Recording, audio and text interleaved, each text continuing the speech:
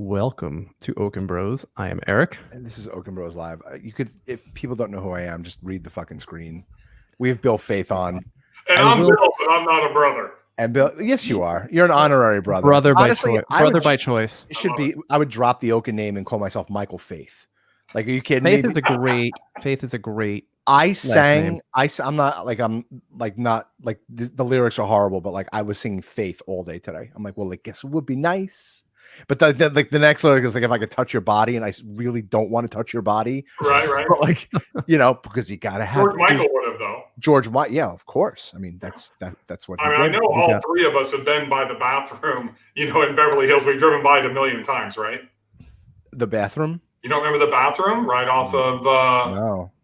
That's where he got busted, right? Yeah.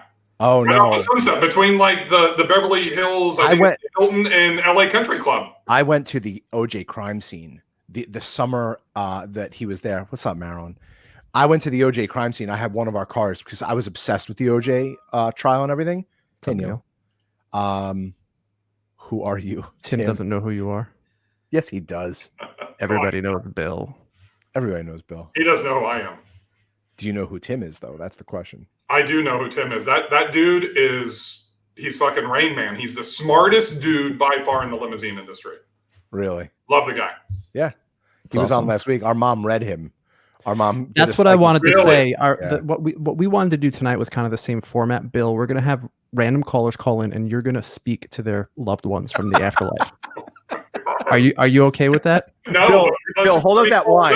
I've got her cell if we can get some Hold up the wine, Bill. Hold up the wine. Believe me, you're gonna be talking to the dead people in about 30 minutes. Who it is? Oh, what up, bitches?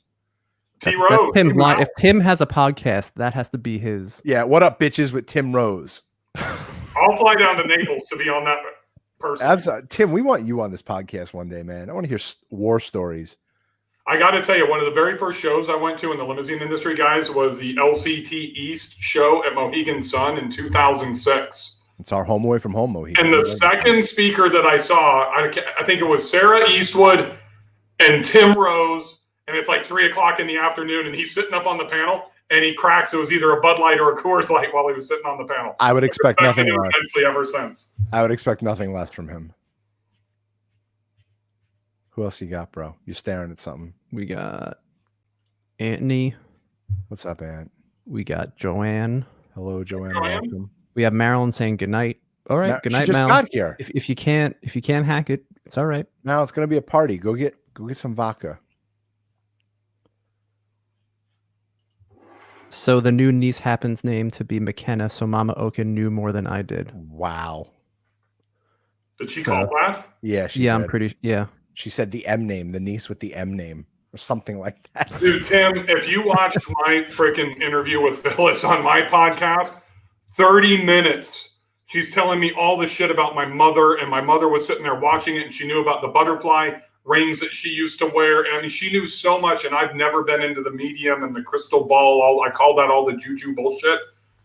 She changed the way that I look at all of that. Are you serious? Are you serious? She really blew my mind. Yes. No, I'm not bullshitting you. I mean, I went immediately and told my wife, and she doesn't even come close to believing in any of that type of stuff. Right. And she's like, "You're effing with me, right?" And I said, "No." It's been happening increasingly more and more and more. Yeah. Where she's been reading people more and more, and she's getting more accurate the more confident that she gets, and she hasn't charged anybody for it yet. Because, it's like friends of family, but then all of a sudden someone's like, hey, can I have my neighbor be read by you? And we're like, all right, maybe we do have to start charging. We want to create a YouTube channel for her and have her start doing live readings like this, cold live readings, because this is our mother and we trust our mother implicitly to not be on someone's Facebook and saying, oh, you're like the stuff that she told you was not on your Facebook page, right? It was after we were done recording. It was just between me and her. Yep. But I'm saying the stuff that she was talking about, your mother and the butterfly. Absolutely not. I've never shared anything about my mother at all. She was talking about things that only me and my mother would know, that even my wife wouldn't know. Really? It blew my mind. Yeah. Too bad mom couldn't tell you were going to be playing. Let's get her booth. Chauffeur driven. Can you imagine? Free psychic readings. That would be awesome. I know what she's going to tell the fucking competition. You're going to have the competitors coming over. So we got Matt here. Matthew's our Matty? cousin. We played Bethpage Black. I'm sorry, I don't know who said that. Drink up, bend the elbow and drink up. Whoever's drinking a beer right We now. got Mitch Christopher. What's up, Mitch? We played Bethpage Black with our cousin Matthew on Sunday, and it was a disaster. It was so demoralizing. I'm going to keep Matthew up here while we talk about. Is that why Titleist stock went up on Monday? Oh my god, it was so demoralizing. And I've been having a season where it's just been degrading, and I haven't been able to play. I haven't been able to play very often, but whenever I am able to, it's been horrible. And just Bethpage put the nail in the coffin for me. Well, I mean, it was the hardest course we've ever played on, right? Yes. And it was just he called us on brutal. It is right. It is brutal. Matthew called me on it was Saturday afternoon. He's like, "You're gonna say no," but two of my buddies canceled. He's on this Facebook group, I think Long Island Golf Junkies or something. He's like, "I got 2 openings for Bethpage Black. You in?" I'm like, 1,000%. I'm like, if Eric doesn't want to go, I was gonna bring my son. And Matthew's like, you can't really walk with them. I'm so happy. My son's 12 years old. I am so happy. He would have been miserable because once the way the course is, like the deeper you go in, the more you can't get out. So you have to finish. You can't just play 9 holes and leave. And then you start getting anxiety. Like I have anxiety on a good day, but here I am. I'm like 3 miles from a main road. And I'm like, what's going to happen if like the sky's going to open up? It's going to start lightning right now. Where do you go? And the guy that we were playing with was like, oh, there's these little houses over there. I'm like, I'm not going to be sitting in a house with you in the middle of COVID. Matthew's cracking up. Matthew played amazing, and I did par 1 hole. And Bill, I want to mention I did shoot a -3 on Bethpage Black. I heard. If each hole was a par 12. That's a great round. Anthony loves your helmet, Bill. Tell Bill to send me that helmet. Which one? Oh, the Stormtrooper helmet. Yep. I would, but that's a gift from my eldest daughter. So. Can you put it? Is it wearable? Can you put that on? Yeah, I can. Oh my God, Eric! This is the shot. This is the clip. Yo, I hope Jimmy Sakidis is watching this. DJ Jimmy, look at that. Eric, take a picture of that right now. I have it. Just remember, 1:07:53. I love it. Set your guns to stun. You just now do the podcast like this, Bill.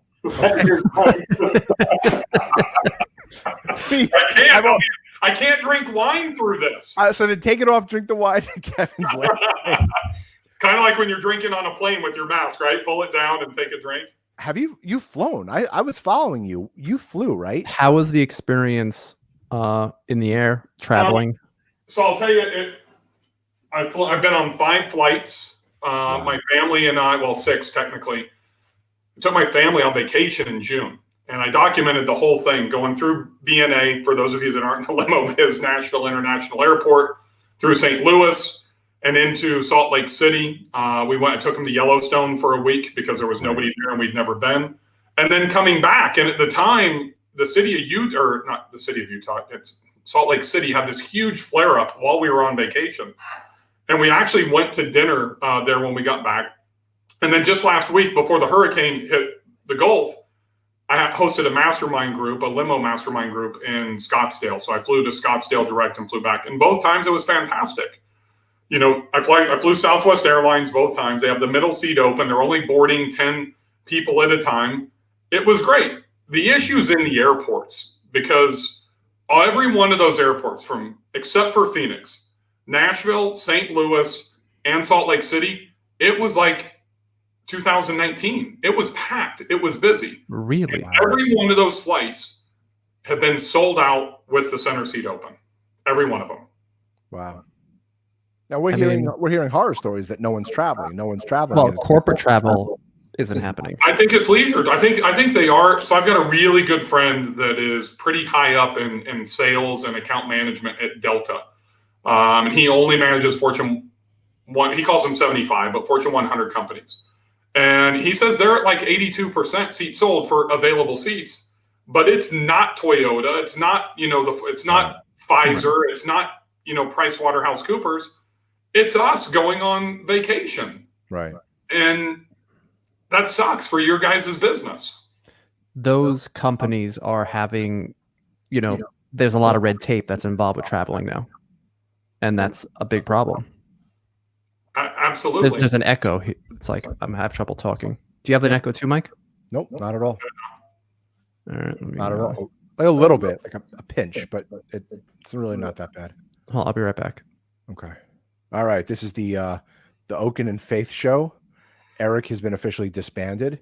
So anyway, he's really bad at golf. Oh shit, he's back. My bad. It was an embarrassment. Bethpage Black. He's going to start taking lessons again because it's just. Yeah, no, I'm going to try doing lessons on the weekend because I can't take it anymore. If you're not going to practice during the week, don't waste your money taking fucking golf lessons.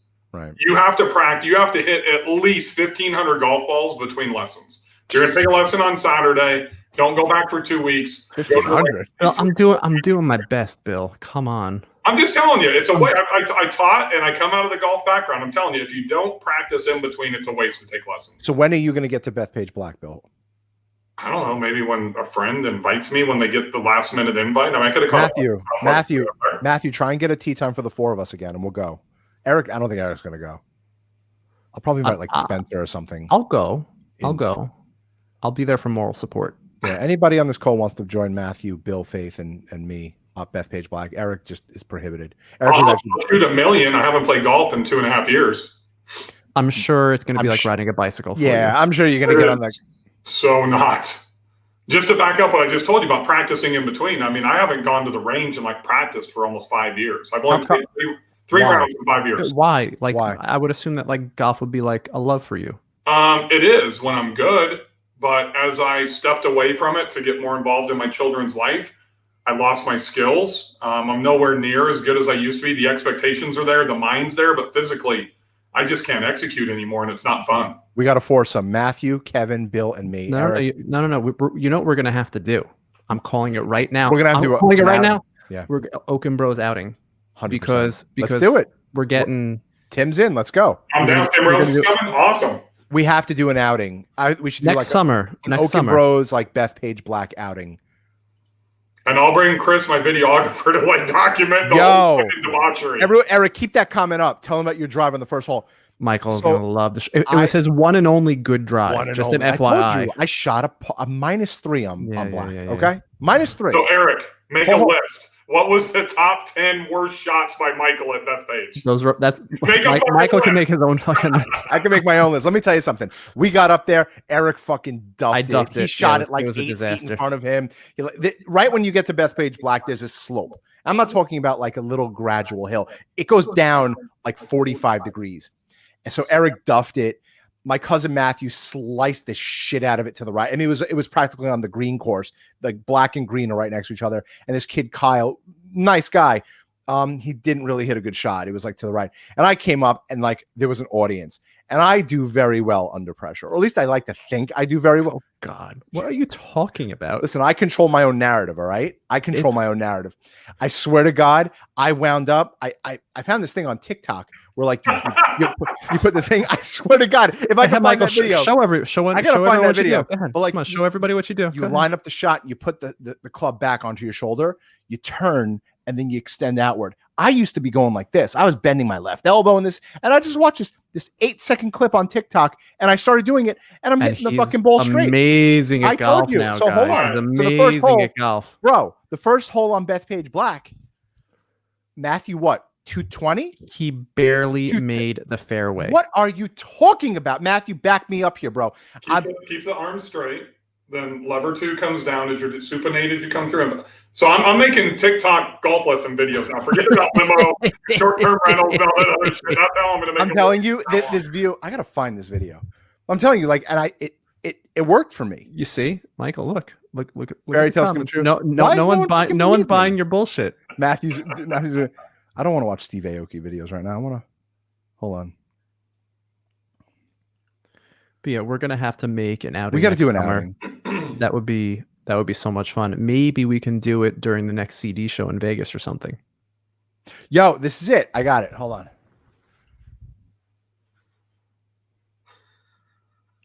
I started doing that. Easy. It's that easy. Works. Watch. Lift, turn, extend, and swing. And it fucking worked. The first hole, Matthew was like, "What did you just do?" What? It worked What about once. the other 187 shots? No, I told you I lost 22 balls, and Okay. each ball was about 15. I lost an entire case Matthew of said balls. it was a nice drive, and Matthew's like, "What did you just do?" Matthew played great.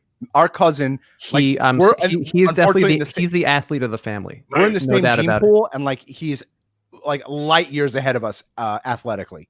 Like Eric and I are two left feet when it comes to fucking playing golf. Two left hands. I'm putting it out in the universe. I'm gonna be better at playing golf. I'm putting it out there now. And we have to get it. We have goal. to. Yeah, we got to get an Okon Bros outing. We got to like rent Bethpage Black or something like that and have every limousine operator except that fucking guy who was pestering you on Facebook today saying dividers don't work. So I'm used to excuse me, This everybody. fucking guy but was hysterical. I'm used to LinkedIn, and it's all basically positive, and you don't get Haters. people's opinions.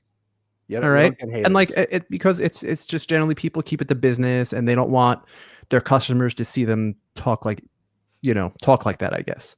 So I posted on Facebook a picture of our dividers, and I said by far our number one request is from our clients is the dividers in the car, and we have it rolled out to 125 cities around the globe. And I didn't ask anybody's opinion on it. I didn't ask anybody. I didn't say, so what do you think? But everyone started giving their opinions on it, and they're like, plastic doesn't stop COVID. And I'm like, no, one guy said that. Most of them were very nice. Most people were very nice. Kevin Mullane said, he's like, I haven't gotten that request here. It's people don't really ask for it. And it was respectful, and it was nice. It was a nice comment. And even if he meant it in a vicious way, I'm not mad at anybody. Anybody can comment whatever they want. But this fucking it was guy, new to me that, people will give their opinion even if you don't ask for it. Who would have thought? Wrong. You're wrong. No, sorry, they do not work. Tell me how a plastic device stops air. Is that what you're talking about? Yes. Yeah. That's exactly it. Yeah. And It's you were looking it up. the guy that says the same stuff about everything's negative about everybody. So just take it with a grain of salt. I have a lot of respect for the guy that he's going to state his stupid opinion, but like you're like, so what? Like no one asked you, and like if you don't want to put dividers in the cars, don't do it. Yeah, but just like no one's making you put dividers in the car. You do you. Like, it's a prime example, Michael and Eric. Unfortunately, I've had a one-on-one conversation with him multiple times about not stating his opinion and how it's costing him business. 100%. Unfortunately, and he doesn't care. I care about what I say and how it affects my business positively or negatively, but he does not, and that's okay. Listen, everyone has a right to run the business they want, especially this 100%. guy. If he feels that speaking the way he speaks is the right thing, that's fine. It's not how Eric and I would approach someone. Listen, I made a comment yesterday on Facebook, and I'm pretty active on Facebook. And again, I'm 3 weeks into Facebook, maybe about a month into Facebook. Yeah, but you've got like 53 new lists. Oh, there's plenty more where that came from. And I got to tell you, I made a crack about the election yesterday. I was watching it. I know you didn't watch it, but I made a crack about the election. I don't want this to go towards that. This is not going towards anything. This is not pro-Trump. This is not pro-Biden. This is not anti-Trump. This is not anti-Biden. This is a comment because I'm funny and I want to be funny on Facebook because people need funny in this day and age. Right. People are taking shit way too seriously. So I'm making cracks. And the crack was 328 million people in this country. And these are the two fucking imbeciles we have to vote for. Right? This is the best we could have done. And everyone was great. All the comments were like, ha ha ha, you're right on, got it, the best, so funny, blah, blah. And then you start getting the people like, but Trump is better. And you start getting the people like, you didn't mean that about Biden, did you? I'm like, I meant it. It was just a joke of a comment. Well, I actually made a pretty good joke, and I'm not for either candidate. Just for the record, I don't really care. Yes, you are. We're for Kanye, Eric and I. That's we're for Kanye. But if something was thrown at the president during the debate, do you think that the Secret Service would yell "Donald Duck"? I thought that was funny. We need a rim shot here. I want to switch gears to what Paul is saying. Just for everyone's information out there, we did research on this. You cannot take employees' temperatures. That is illegal. Well, actually you can, but you have to start keeping a certain type of medical record. So that's important. You can ask them if they have a fever. In New York, you can only do it anally. Is that what you do when you walk through that big thing to get Jesus a drop? Christ. I'm adding Yes. a little. I'm adding a little Howard Sternish. Michael does that. Michael does that personally. Yeah. But yeah, you have to keep specific medical records if you are taking people's temperatures and you are recording their temperature. You have to ask them if they have a temperature. Just an FYI. Hope that can help somebody. Is that federal, Eric, or that's just on a state level? That's like labor laws. In New York, California. I don't know. I think it has to do with HIPAA and all that stuff. But everybody has to be careful. Do your own research on it. Don't take my word for it, but definitely do your own research on it, on the specific records that you have to keep if you are recording people's medical. I meant to say rectally, not anally. Anally was a different website. I meant to say rectally. So Michael, let's go scratch that. Yeah. Yeah, right. It's all the way back to the political conversation. I'm going to give you my one political comment because you're a movie lover. Obsessed, yes. Brewster's Millions. Oh my God, classic, the best. That's what's going on right now, right? Yes. Is it? I've never seen that. I don't know. Michael will get it. Some of the movie buffs out there will remember it. It's been a minute, but it was John Candy and Richard Pryor, and it was one of the greatest movies ever made. It's like, I'll Wikipedia it. Hold on. I don't want to. Yeah, hold on. No, hold on. Let's see what Bill Faeth is going at. It's none of the above. When he ran for mayor as a baseball player. None of the above. Right. That came out. Are you outside, Bill? I hear crickets. That's actually dogs. I've got my window open. That's our. I was going to go outside, but that's our audience, Eric. The crickets is our audience. Okay, where are you now? Crickets and one dog. Where are you now? What state are you? I'm in Nashville. I'm in my home. I'm in my studio at home. Awesome. So I wanted to talk about that. I feel definitely in COVID, in a COVID world, you can't be afraid to have a second act or a second gig or a third gig to go and try and make it somewhere else. Like we have our podcast. Michael has a writing career. My mom writes. I think in today's day and age, if you want to make more, you may not can rely on your main job to do so. And there's no harm in having multiple gigs. What do you guys feel about that? I'm 100% an advocate of that. I mean, you're not just doing limousines, right, Bill? You have other. I own short-term rentals. I'm a real estate investor. I have my own personal website that I do coaching and consulting, and I have a membership program for entrepreneurs. I do the same thing in the short-term rental space. I do it in the limo space. I think you have to have multiple streams of income, whether it's during COVID, post-COVID, or pre-COVID. And I think that's one of the biggest issues of why people that focus in on one business, and especially if they don't grow at large to have a tremendous amount of profit margin in it, then they struggle. And I look at one of my things with like BillFaeth.com is I believe every small business owner has to be making at least $100,000 a year in net income. If you're not, you're probably better off working for $70,000, $72,000, $75,000 a year with a 401k match, with 3 weeks paid vacation, and all of health benefits and all that type of stuff. And we fall so in love with our business, we just don't look at it that way. I got to tell you, you made a comment before. You said the bigger you are, the more profitable you are. Or I'm paraphrasing here. Get big enough to really generate enough profit. I think the bigger you get, typically the profit margins shrink. Beyond, and a lot of the competition are struggling now because they were over leveraged before COVID even hit. Absolutely. And I mean, look, I'm an open book. And I remember when I did your podcast, you said don't talk about money, but I talk about everything. So I sold my company at $4.4 million in annualized revenue, and I did 23% margin. I had very little debt, very little long-term debt. 17 months later, I left that company, and we were $9 million, and the margins were not even close to 10%. They were closer to 6% than they were to 10% at that point. And I think there's this enamoration, if that's a word, of people wanting to grow these big, massive companies in our industry based on vehicles, or in any industry based on revenue, as opposed to really focusing on profit. 100%. I mean, that's what it boils down to, and it's very easy to be the biggest. Like you can do that, but only thing that matters is what you have in your pocket left over. Agreed.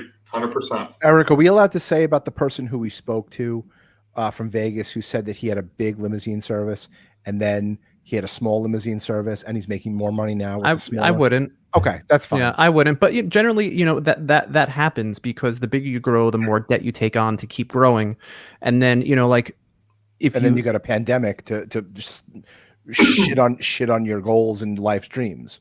Well, right? think about a limousine service, guys, and what you know from being involved in a large company. I think there's a sweet spot between like 5 to 8 vehicles, $500,000 in revenue to $700,000 to $800,000 in annual revenue.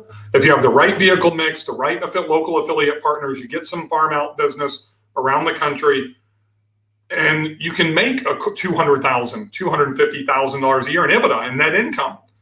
But when you try to $3 million, $5 million, holy shit! Nobody has enough cash to be able to remain liquid and debt free to be able. How hard is it to go from creating $250,000 in EBITDA to $500,000 or to $750,000? The limousine guys living the life. You see those guys living their best lives, though. Like, and that sweet spot of whatever you're talking about, you see those guys who are just living the life of Riley, and they travel, and the laptop's written off on the business, and they have their car, like they're just living the dream, and you can just see. But it is a fine line because you lose one account, you're toast. So there's give and take with everything being in that sweet spot versus always trying to up the ante. It's a delicate balancing act. No doubt about it. I think that sweet spot's probably at least 50 to 60% retail driven. And I'm not saying that because of COVID. I've said this for the last 3 to 5 years, to where you have higher margin business and, some smaller groups, 50 people, 100 people that you have through a hotel relationship, but you're focused on the wedding business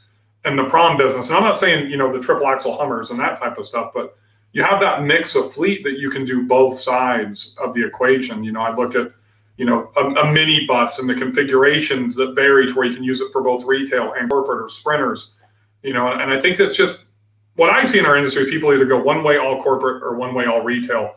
And a lot of people do the leisure in the mix, but I think there's a sweet spot. I think the best company I've ever met's a guy here locally in Nashville. He's been between 4 to 6 cars since I got into the business in 2006. And I know up until this year, he's made between $200,000 to $300,000 net income every single year. And he doesn't have to deal with all the bullshit that I had to deal with and that you guys deal with every day. Yeah, it's bullshit. Speaking of money, look who we got here. Yo, Paulie G. Paulie Granito. Paulie, you gotta update your picture, Paulie. Paulie's he's like 200 pounds lighter.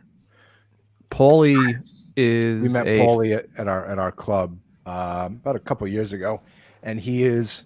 If you want to, he's like a master connector. Like I know Adam Holzer is the master connector, but Paulie is like, what do you need? You need a banker? Hold on, I got a banker for you.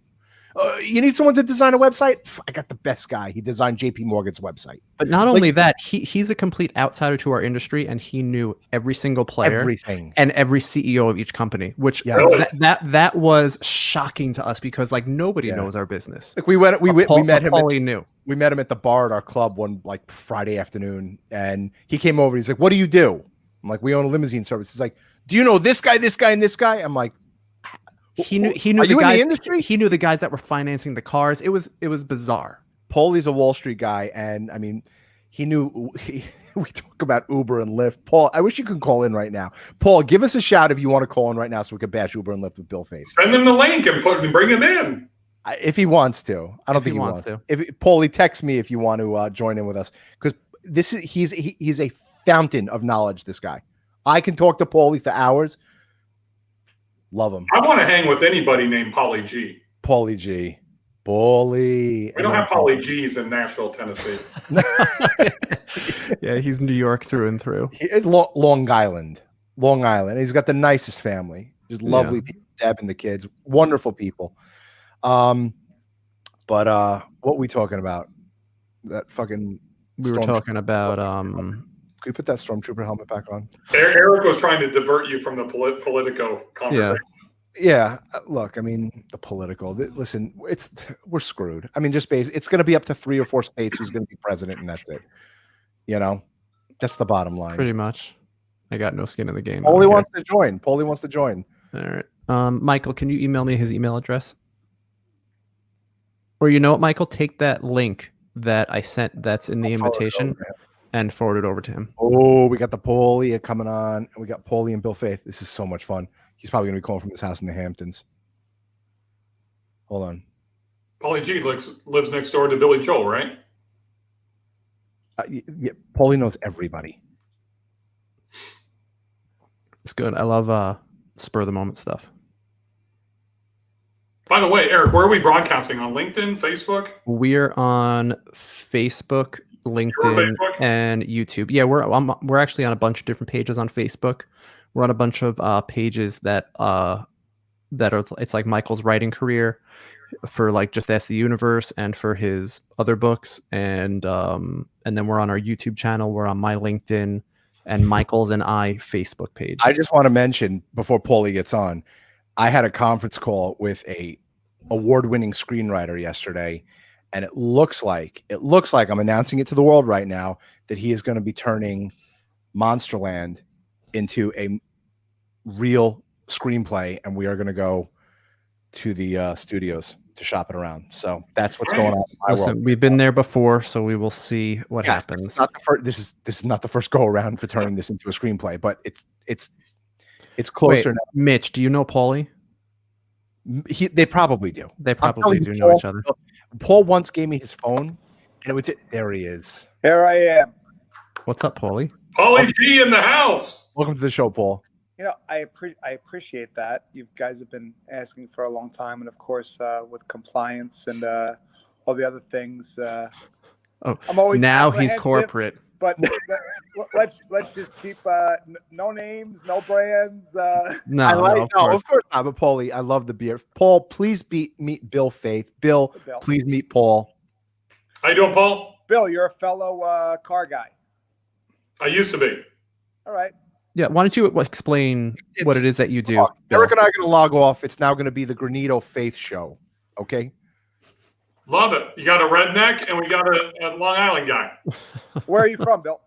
I'm born again redneck in Nashville, Tennessee, by way of Southern California. All right. Nashville's a great spot. It is. Nashville is a great spot. One of my friends actually that played for the Titans gave me a great restaurant when I was there last time that I can't think of the name off the top of my head. It was a really good steakhouse. Oak? It was Oak. Yeah. It was Oak. I've got that place dialed in. If you ever come back, let me know. That's my hometown. That's my spot. I had Jason McCourty. He played pretty well there for you guys, so he's pretty dialed in. Nice. He's not dialed in there as well as I am, I'll promise you. No, he's in New England now. Probably like if I went to Luger's or something with you guys. That's our spot. I can't afford Luger's. I'm still trying to figure out how to afford Luger's. He can't afford Luger's. He could buy fucking Luger's 10 times over. Look at this guy. Look at you. Look, Paulie, I have a question. Are you in the North Shore or are you in the Hamptons now? No, I'm in the North Shore. All right. I have a question, Paul. What's up with the market now? So, it's really interesting. They say the market's forward looking, right? It's funny. Over the last 20 plus years, I've seen quite a few interesting markets. This one's scary. You have to realize, first, let me just go back in history a little bit. 20 years ago, you didn't have 20-year-old kids building algorithms that they could read news and literally hit sell buttons faster than anybody could call and unlimited bank accounts to do it. So a lot of this is algorithmic trading that, quite honestly, makes no sense to me. I see some valuations. I mean, look, when we talk about a company, we've spoken about Uber and Tesla and some of these things in our private time. If you think about that, Tesla has a market cap more than basically all automakers combined. It's insane. It's kind of like when I see people and they say, oh, you should buy marijuana stocks. And I say, well, I understand why you should buy marijuana stocks in the future. But what you guys don't understand is that Philip Morris has the infrastructure already in place for cigarettes. All they got to do is rotate the crops and fire it up. And your little marijuana stock is now out of business. And people don't understand that. They don't understand risk. They only want to see reward. And what's really scary about this market is the baby boomer generation is at a point where they're all retiring. Mm-hmm. And if you get a 20 or 30% slide for a guy 66 years old and ready to walk away, and he gets a 30% slide of his money, he can no longer afford to do that. And on top of it, because rates are so low, when he decides to then go safe, where's he going to put his money? Because he needs to make a 6-7% return on what he has just to live. So it's really a crazy environment on a whole host of levels. You're in an election year, which, that in itself is scary. I think last night we all saw something that wasn't even entertaining, and it doesn't even matter who you like. It was pretty scary. I mean, you have one guy, telling the president of the United States to shut up. You got the president of the United States yelling at people. I mean, we're in a really weird place in the world. And I think that flows over to segue kind of into what you guys are doing, because in times like this, people look for safety and they look for a flight to quality. And I can tell you that there's certain people in market sectors that are going to look to the premium relationship and not necessarily listen. There's always going to be cost shoppers. There's always going to be people that say, look, BLS is not for me. I'm not, because they're just shopping and they're not your target client. Right. But there's a lot of people that are going to say, you know what? I want to kind of know that who my driver is. I want to know he's going to be there. I want to know I'm safe. I want to know I'm sending a car for my wife. I can depend on it. And more importantly, what your mom, who I've gotten the pleasure of meeting a bunch of times, who's unbelievable. One of the gifts that she gave you guys was the ability to be accessible in your business. And a lot of business owners are not accessible. They're not hands-on. I know Michael and I have a joke. We'll talk sometimes in the morning. You say, boy, what are you sleeping? What are you sleeping? I'm in the office. And, sometimes I am sleeping. But Paulie, Eric, and I are up at 5 a.m. and we're out. Right? Like when pre-COVID, we're up early. We would go to the office and we would talk. And like I would say, Paulie, did I wake you? Did I wake you? I know it's 7:30. Did I wake you? Are you cuddling? 4 hours already. Right. Exactly.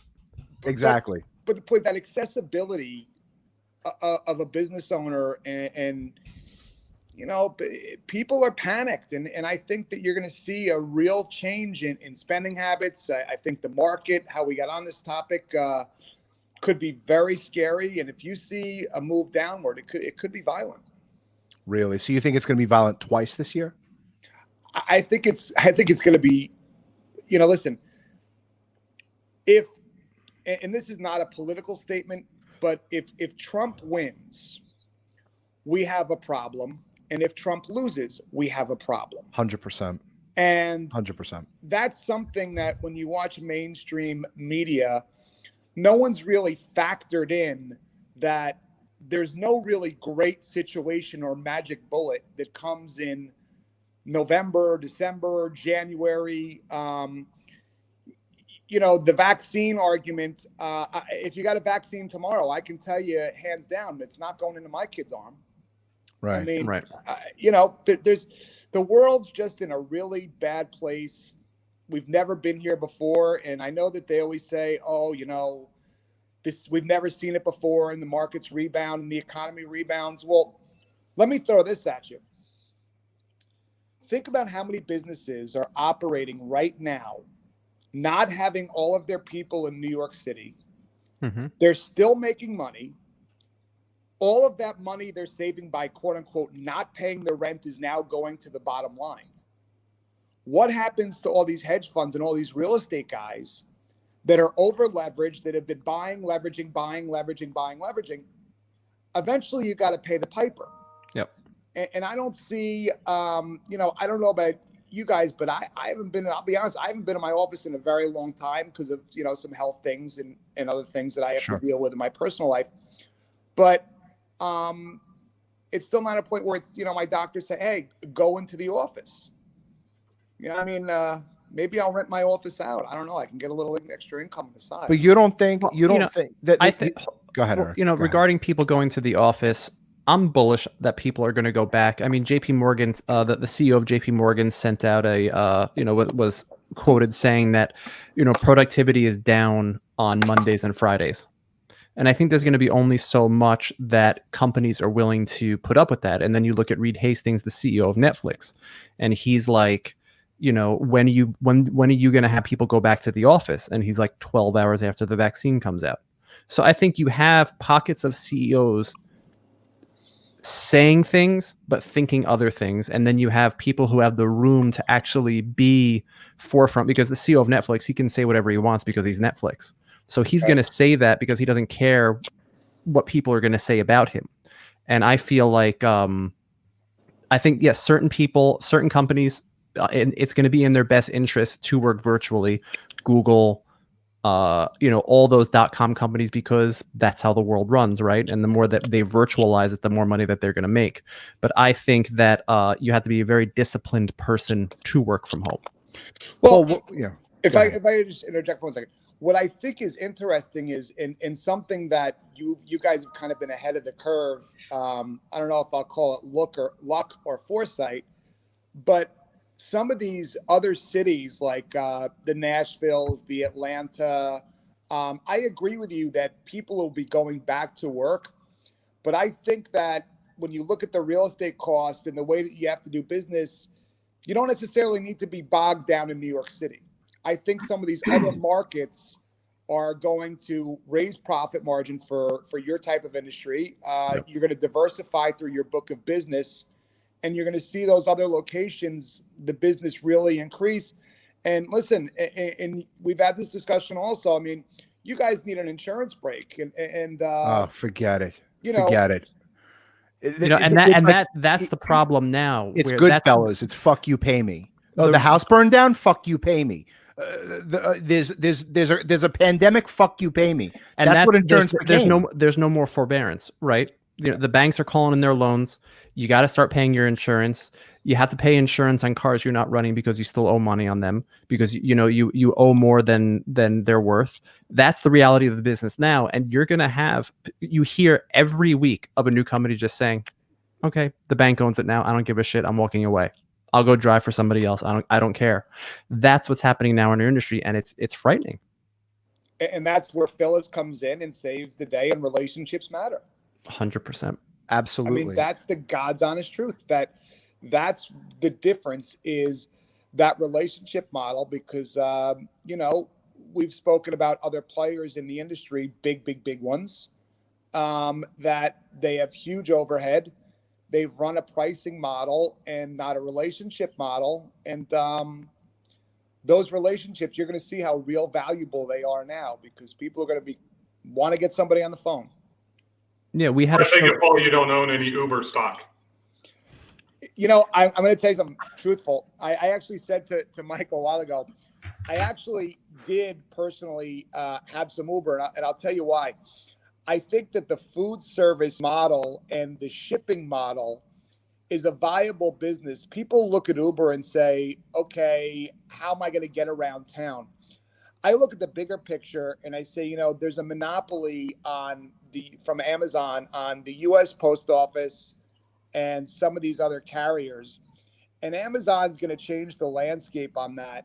Amazon. Uber's going to change the landscape quite a bit, just on having shipping choices and ability and things that are coming down the pike. So I actually hate Uber from a ride sharing business, but I think some of the other businesses that they're in, they do have real meat on them.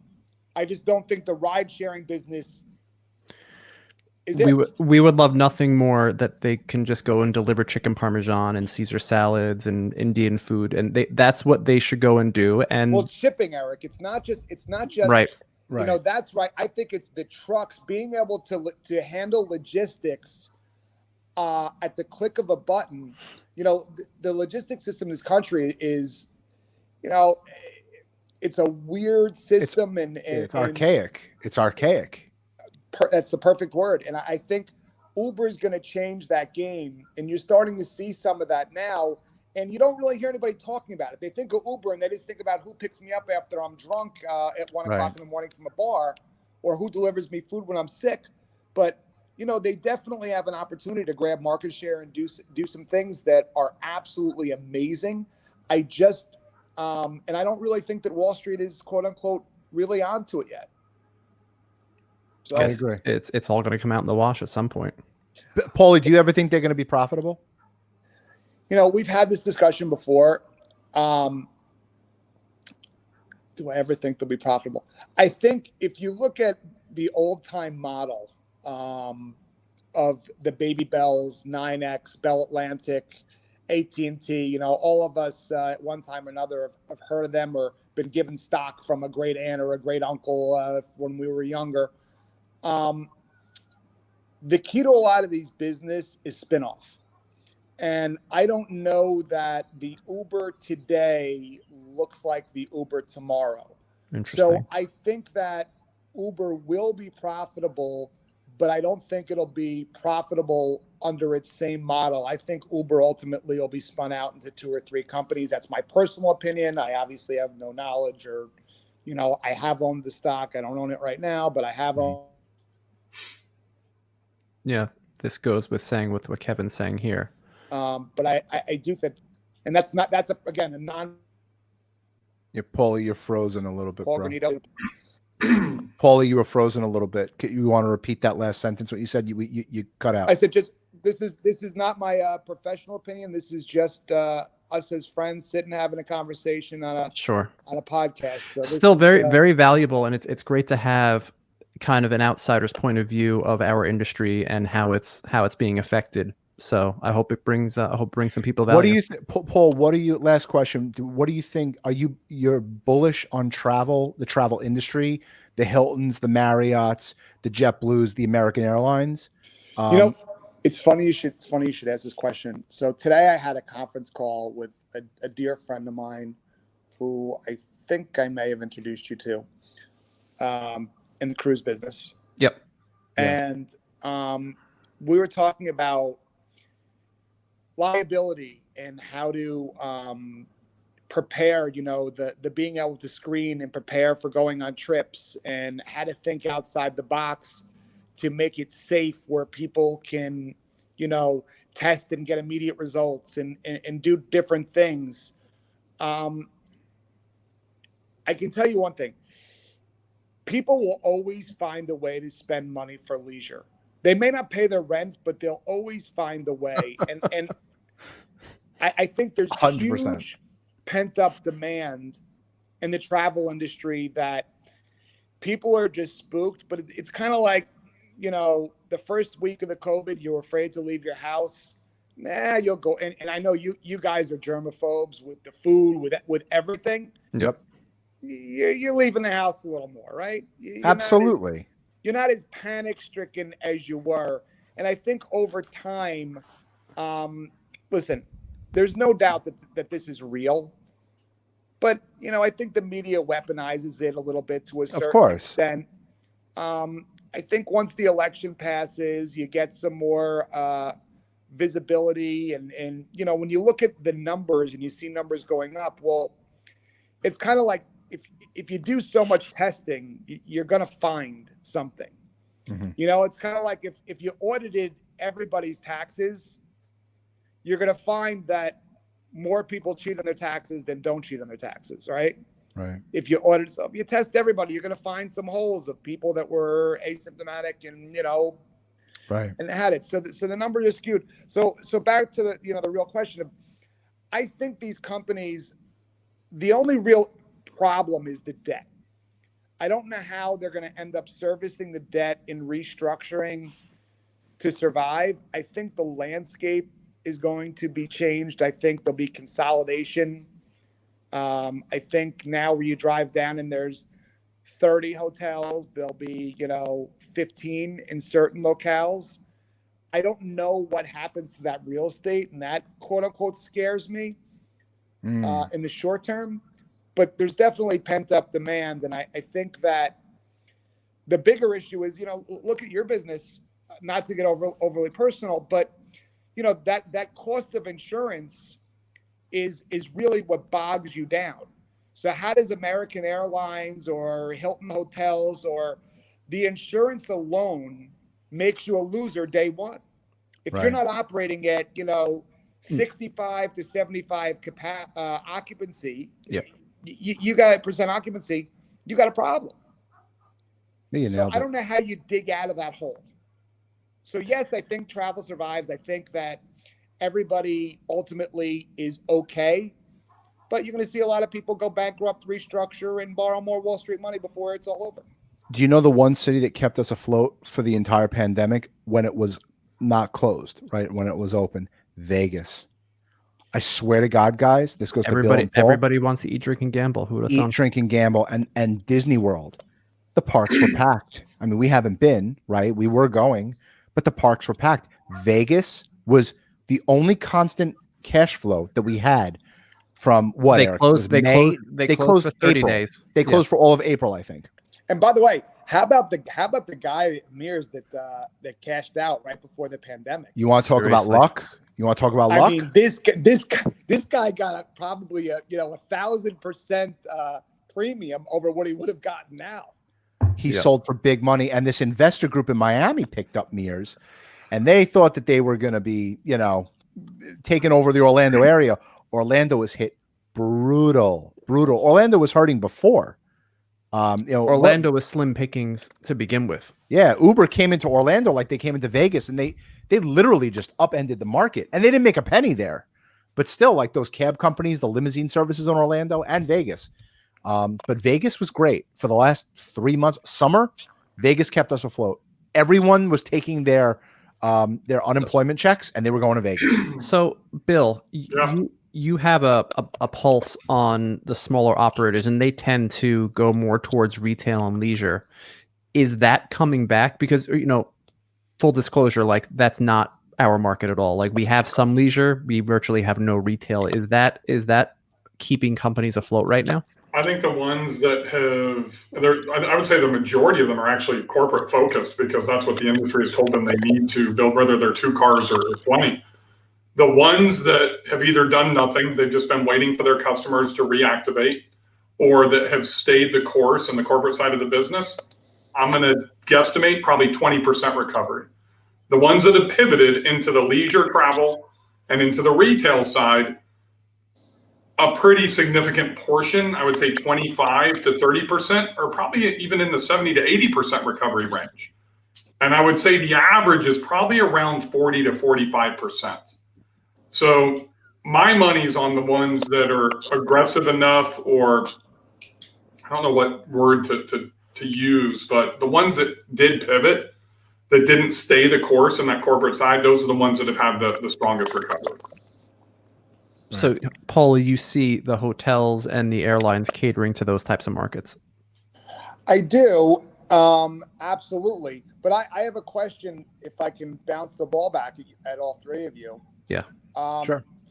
What are you guys seeing as far as increased cost to sanitize, to really ensure a safe experience? Because that's something that when I look at airlines and hotels, I don't know how you factor in, because you're not in a position where you can really raise prices because occupancy is so low. How do you guys deal with that? Take it, Eric. To get, we bought 10,000 masks. All right. They were 98 cents each. They're adjustable, 10 grand for masks, so like those types of costs, while it is additional, nothing is really breaking the bank as far as, having the sanitizing products and having the Lysol wipes. You can very easily, in the beginning, it was hard to come by, but now you can get that stuff in bulk, and it's we made BLS hand sanitizer. It's in all the back of the car. Again, it's 99 cents for a 2-ounce bottle. It's all You're all looking manageable. at 5 to 7%, right? I mean, you're looking at least the majority of people I've seen that are doing sanitizer, providing masks. The shield. Things, right. You factor in the cost of a shield, you're looking at like $5 per For ride. the one that's in car? Yeah. I mean, no, those dividers, they were $100 per car. They're about the ones that we got, at least. So, But again, that's a one-time cost. You only have to replace it. You guys use dividers? Those don't stop COVID. What do you think? A divider's going to stop air? Hold on, Eric. Paulie, a car pulls up to your house right now for you, Deb, and the kids, and you're going to go to the airport. A car pulls up, a BLS car with a divider that separates you and the driver, and a car comes with no divider. Honest answer. I'm not looking to bait you. Whose car would you feel more comfortable in as a passenger? I mean, obviously the one with the divider. Listen, I think 90% of this stuff is all marketing gimmick. Yes. And the reality is that that's the world that we live in, right? Somebody's making a profit off of hyping this up, and that's just business and marketing, and they'll run it as far as they can run it. Again, I'm not taking away the severity and the people that have lost a lot sensitive. There is a certain that is done on everybody's part, and it's scary because a lot of us are scared. I mean, I know you guys are panicked. I'm panicked, but at the end of the day, life does have to go on. You can't live in a bubble. No, it will go on, and I mean, frankly, I think the travel industry was getting away with not murder, but they were getting away with it with not having good sanitary standards. And like you go on the airplane from New York to Orlando, and you're going to get Cheez-Its in the crease of the seats and stuff like that. It's disgusting, and I think it's about time that stuff was taken seriously, and things should be more clean. And like hotel rooms should have a seal on every door room saying this hotel room has been sanitized from visitor to visitor. And I think all that's going to be really appreciated. And there's certainly no going back. Like, we're not going to be able to go back to not sanitizing our cars. Right. Even if everyone's vaccinated. Yeah. Like our clients are going to dictate to us, okay, we don't need the shields anymore. All of our employees have been vaccinated, so it doesn't matter. I think within a year and a half to 2 years, I think there's going to be no more masks. I don't know. I asked a friend a question. Are we going to go ahead, Paulie? So you look at China, and listen, again, I hate being political, but you don't really know how or where this happened, and you don't know if this was hey, I know we're kind of at odds over trade. Let me just give you a blip of what I can do to you. You don't really know the origin and why and how and what really went on behind closed doors to get to this place. So, I do find it interesting that no Chinese government official that we know of has gotten it, and that Wuhan is clean and operating nightclubs and life is going on there. I didn't know that. Strange. I'm not going to lie. I didn't know that. I had no idea. It's crazy. So, maybe that's what I see on my fake news. I don't know. Could be. I got to tell you, I spoke with Paul back in like early January, and we've spoken since, and he said, you're like an oracle, Paul. He was like, something's going down. He's like, hunker down, go buy groceries, go buy a freezer. Something is happening. I smell it in the water. I don't know how you knew that the world was going to shut down by March 11th. I don't know how you knew it. I'll be honest with you, the market, it's funny. I learned this from my old partner, rest his soul. He would say to me, Paul, when I was young in the business, the stock market is like a human being. It has heart, it has rhythm, it has pulse, it breathes.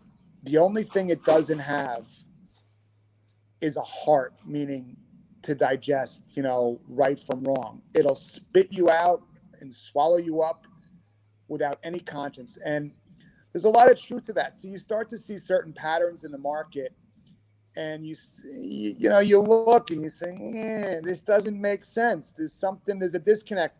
And to be honest with you, I see that same disconnect now because I see the market running, and I just say this doesn't make any sense. You have interest rates so low, loans aren't being paid. Right. I think, I don't know the exact figure, but it was north of 70% of restaurants in the largest city of the world haven't paid their rent in the last few months. Right. So you think there's going to be a big bubble? You think that, like, do you like the tech bubble of 2000? Do you feel that like Tesla, Apple, like the four horsemen of the apocalypse? Do you think that they're the next bubble?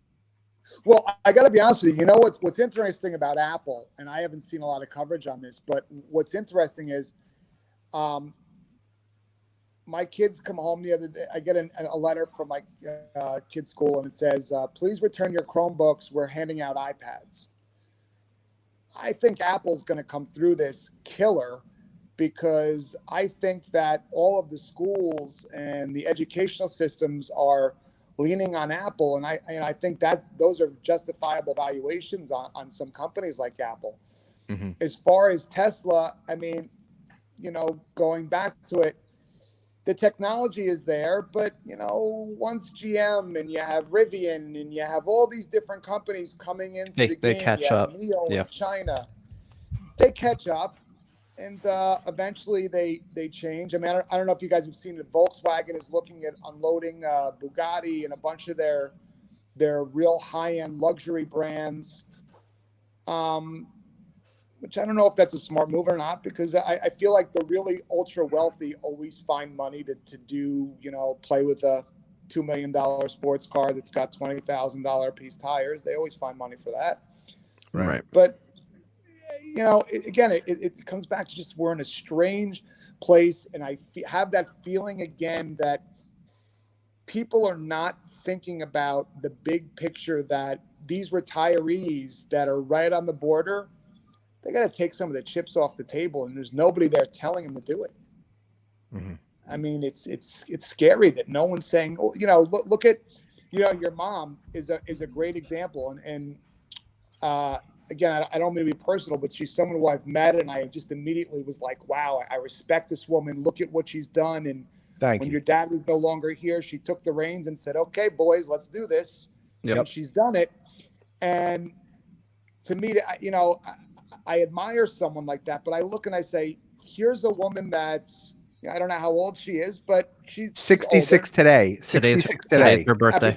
Happy birthday, Phyllis. Thank you. She's I'll let her know. 66 years old, and she's back taking risk. Yep. When she should be winding down, she's back taking risk for her kids and her grandkids. That's exactly right. But that's what it's all about, though. Well, I understand that, but what I'm saying to you is, in a perfect world, she, you, me, all of us should not be in that situation where, she can't afford to make mistakes that we can afford because she's a little older. And I'm saying just age-wise, forget about, I don't mean business specifics. I'm just saying right. Age-wise, here's a 66-year-old woman who should be dialing down her risk profile. And instead, she's forced to, take on a little more risk. And, listen, your mom's a fighter, a survivor. She's innovative. We all know she'll come out on top one way or another. But the rest of the world isn't as lucky and doesn't have the smarts to do that. Yeah, I'm not worried. Personally, I'm not worried about BLS. I'm not worried about our family. I know that we will be fine. I know the majority of our industry will be fine too. I'm not worried about that. You just have to be ready to pivot, and you have to be ready to reinvent yourself. And I think that's the most important thing. And like Bill was saying before, he's doing vacation rentals. Fucking brilliant. Because yes, but it's not. But Eric, you guys are in a unique situation. I'm in a unique situation. I'm talking about the rest of the world, the 66-year-old guy that has a 401k, that's got $300,000 in it, that's ready to walk away from working. He may get furloughed, he may get laid off, and that's all he has to live the rest of his life and support his children and grandchildren. What does that guy do if the market tanks and his 300 is 200? What does he do? Bill, what say you? That's what I'm worried about. I think he has to keep working. I think it's a difficult situation. I'm glad that I'm 47 and not, 55 or 60, at this point, because I don't know what's going to happen. I personally only own 22 shares of one stock. Same thing. I'm not heavily vested in the stock market. I own Berkshire Hathaway. That's it. And you mentioned legacy stock that was gifted to me when my grandfather passed away. And I lost $1.8 million in a Ponzi scheme, right before Madoff went down with one of my best friends who I played golf with, Michael, every fucking day. I don't trust somebody else with my money, so I invest in myself. My saving grace has been the Airbnb. It has been the 8 vacation rentals. That's up 32%, over 2019. The limousine business that I'm in is down 91%. Without the Airbnb and the other things that I do outside of the hospitality industry, I'd be like a restaurant. Right. I'm scared to death for my friends that are in the restaurant business, and not just in what's happening in Manhattan. It's happening in Nashville and Southern California, where I'm from. It's happening everywhere, and that scares me. I heard, I think that Broadway is going to come back, and then like you hear, but Broadway may come back, but there's going to be no restaurants to even go to. So what's Broadway, right? Broadway's dinner and a show. And I honestly, I said this, I've been saying this since March. I don't see how we get out of this. You know what? I'm a firm believer, and I've said this before, and I'll say it again. We survived the plague as a species. We will survive COVID-19. Things will be different on the other side of this. And once people start going back to Broadway shows, people are going to start wanting to go out to eat again, and it's going to take 3 weeks, and there's going to be a restaurant opening up outside of that venue. And I just think I think it will all come around, and I think it is scary now. But what I think this does have to teach people is you have to diversify.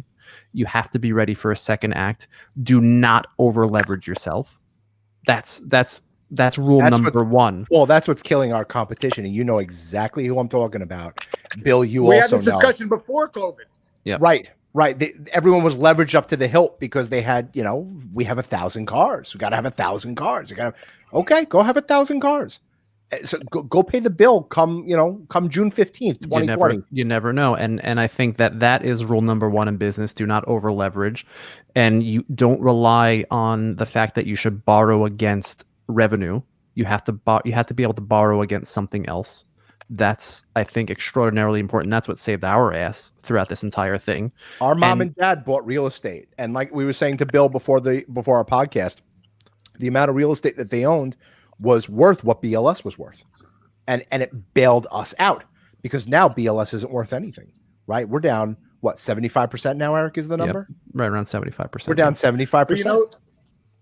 Guys, as much as that's important to have that backstop, the problem is the vast majority of this country is way over leveraged. And that's what I was saying about my concerns for real estate. Because, the real estate model for New York City, and, we heard a little bit about it with Donald Trump's tax returns, which is what everybody does, is you buy $100 million building, cash. You cash out 50. You buy another building. You cash out 25. You buy another building, and so on, and then rewind, repeat. And everyone is leveraged. There's not a lot of guys that think like we do that say, you know what, I got to have fixed assets. I got to have, a business that doesn't take from revenue. I got to do the things that, Eric, you're so wisely speaking about. But the vast majority of Americans, we're debt junkies. Yep. I mean, credit cards. It's funny. Mark Cuban said the best way to save 22% a year.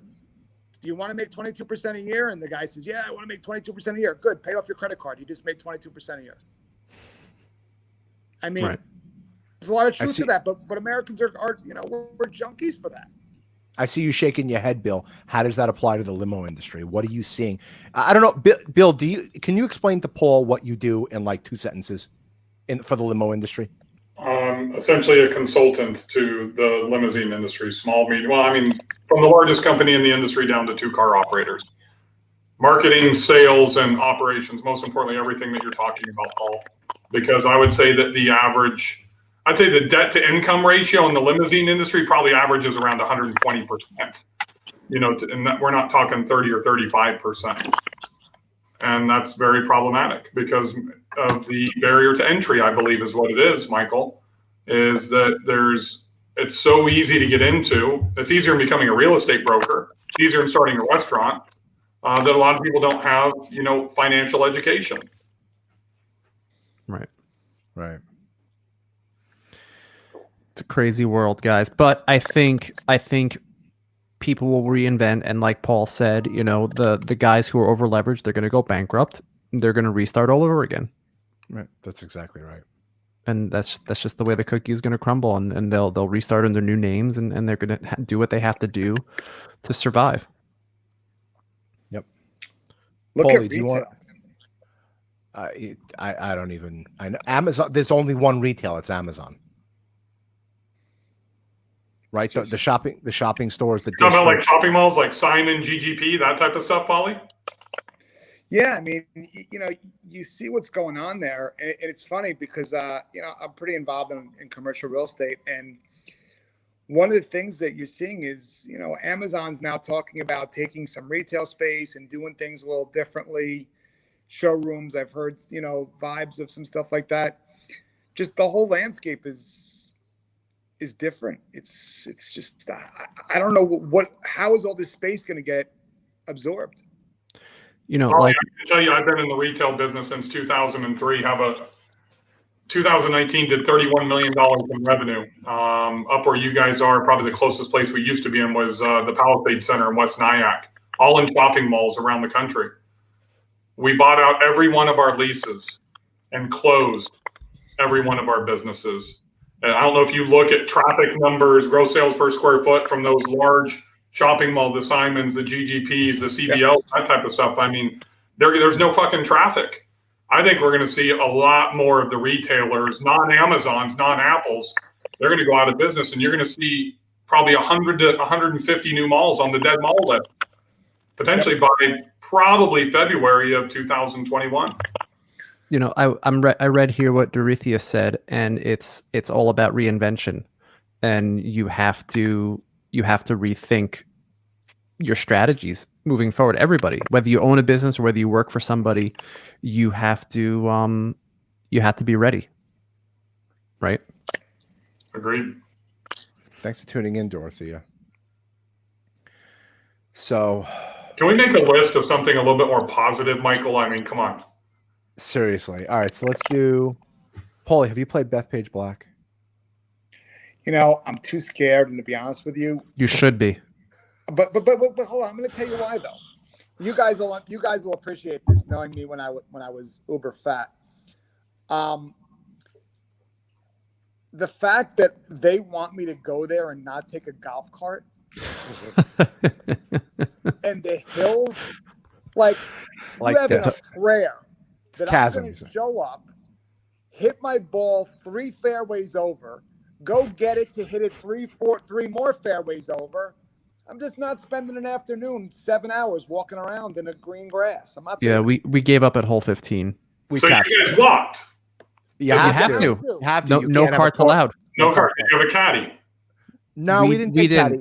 Eric and I invested into this wonderful product, and I don't know if you can put it up on the screen, Eric, but it's like a remote control caddy where you put your bag on it. And what are you rolling your eyes, Bill? What are you rolling your eyes for? This thing is a great thing. Paul, really buy this thing? Oh my God, Paul! It was the best it's investment a game changer. I've ever made. It's a game. Eric changer. and I, every time when we have the chance to play golf, we're walking, and like it's a totally different game. And like I know I got so much better since I've been playing. Oh please! At least I get exercise out of it. You get one of those surfboard, like you're riding the surfboard in the back, standing up vertical on the back. I took a video of it earlier this year. Hold on. Let me see if I can share my screen here. Hold on. By the way, gentlemen, the evolution of the podcast is, you guys went from like fairly high tech to like you're cranking now with this thing. This is $20 a month. All right. Eric, stop making us look cheap. Stop making us look cheap, Eric. Oh, that's funny. It's great tech for $19.99 a month. Yeah, it's basically like this thing here. Is this an affiliate link for everybody that buys it off your podcast? This is not the one that we have. We bought it off of Amazon because we like Prime. But it's basically like this. It has a remote, and you follow where you need to go. It's an absolute game changer. But yeah, totally Matthew, send me that video. Matthew, if you're still watching, I sent the video to my cousin Matthew. I don't have it anymore. And it's just you press a button and it just this thing follows you. It's the greatest thing ever. I'm surprised you don't have it, Paulie. Can I hook that onto my kids? Look at this. You remote control it. Cool. It's good. Now, I'll play Bethpage Black if you can put a seat on there and it can climb hills. No seat, Paulie. Eric and I did. Eric, You're what gonna was have it, to 7 miles? You're gonna have to slip that tuchus all the way up those hills. 7 miles we did that day. It was brutal, and we tapped out at 15. We were done. Matthew finished it. God bless him. Yeah, our cousin Matthew. You got to come play out with him. Paulie, have you played at all? Have you been to the club? No. No. Yeah, no. Neither have we. I'm panicked out with it's not as too many germs. Paulie, where can everybody find you? If ever want, here it is. My cousin Matthew. So leave it to Matthew. It has my name on it. Nice. Oh, that's great. Thank you, awesome. Matthew. It's great. Oh, you even got your name on your bag. That's so cute. Oh yeah, you know. You don't know the shit I had to I get can't through. share my screen. How do I share my screen, Eric? There you go. This is what you boys need right here. Oh my God. Have you guys seen this? That's No. Oh, that's the unbelievable. surfboard. Yeah. But I thought you were joking, Paul. Oh, Look at this. This is the golf board. It's about the same price you guys paid for that thing that you guys have. It's probably not going to play, but Eric, we have to upload. We have to buy that. oh, where do we get this? Can you imagine us fucking surfing down Bethpage Black? it's not going to play, Eric. Shut it down. But It's called golf board. golf board. Eric, find it and play it if you can. Forget about find it and play it. Find it and buy it. Find it and buy it. How much They're is like it? $3,500. Oh no, we paid nearly not even close to that. Like $2,000. It's less. Less No, than that. it was less than that. It was like 1,500. I told my wife if I ever start playing again, I'm getting one of those golf boards. No, I mean that was the coolest thing I've ever seen. This is ridiculously cool. Hold on. I want the hovercraft that Bubba Watson drives around in. That thing is sweet. That thing is sweet. See, that makes golf fun again. I'll get back in if I can drive that, have a bottle of wine, and be I good. gotta tell you, I play with a lot of people. Paul Granito is one of the best people I've ever played with. He's unbelievable at the game. This thing Look is at this. cool. It comes with like a little thing over there. Little That's bucket. where you put your bottle of wine. Look at this. Give a thing. Surfs up. Is there a video for this? We got to get involved in this. Eric, everyone's gonna make fun of us if we buy this. This is Look at unbelievable. that. Oh, Are- I'm all over this. That makes golf fun again. Oh my God. Could you imagine? Yo, can you imagine doing black with this? Oh, and there's a seat there. Oh, perfect. Will it hold my fat ass? Paulie, tell everyone that you lost 200 pounds already. Just fucking come out and say it. Did we lose you there? Or did you? Actually, He hung up. can I tell you? I didn't hang up. Okay, I thought you hung up. This I Come can watch on. this all day long. This looks like it's like a Segway with a golf bag on it. So much for exercise, right, Eric? I would do this every day. Can you imagine taking a spill on that? I mean, it looks like fun. Yeah, but not in New York though. Why? I mean, do you know everyone will Yeah, make you're fun not of it? taking that on National or Wingfoot or Westchester or anything. You'd get shot on the spot. Yeah, they wouldn't. Yeah, like Muttontown would be like, "What are you doing?" You know, like they would never allow it. That's like Scottsdale, Arizona, and Hawaii type of stuff. Maybe some Florida stuff. Vegas or Florida, absolutely. Southern California, New York. What How do we come have? when we were Googling this, they didn't show this? Yeah, I know. Well, I wouldn't have Us- spent $3,000 on it. Yeah, no, it's I'll get a Unless Paulie wants handicap to buy sticker one. and put it on there. So, Paul, how much weight did you lose in total? Don't say you're fat ass because you're skinnier now than Listen, you've ever I'm been. actually moving. You moving? Can I be honest with you? I was 320 before. Yeah, but I'll get into that in a minute. I was 320 before I had the gastric sleeve. I went down to 180, and now I'm 220. So you're a Uh-oh. good healthy weight. Are you behaving? Are you dieting now? Are you not happy with that? No, you know what it is? I think because I stay home so much that it's It's you know, I'm noshing not as all day. active. Right. Noshing all day. Yeah, no, it's listen, I never ate Fritos in my life, and all of a sudden Sharon's buying Fritos every week. I'm like, this is the greatest thing in the world. I'm eating So you Fritos should every go to weekend. Eric's house. Eric, Nah. you don't Yeah, like no. Fritos in your house. No, we don't have any of that shit in my house. No. Eric doesn't. We have sweet potatoes, and you know what? Actually, we interviewed No kale chips. First of all, Terra sweet potato chips All are day. quite possibly the most addicting thing on earth. And then we have, you know, what we just started getting. It's like a pasta alternative. It's hearts of palm, but it's shaped into pasta, and it kind of tastes like zucchini, but that's really good. Like But yeah, kind of like that, but it's hearts of palm, and it's sweeter than zucchini. So definitely, everybody check that out if you want to cut the carbs, but still want to eat the pasta.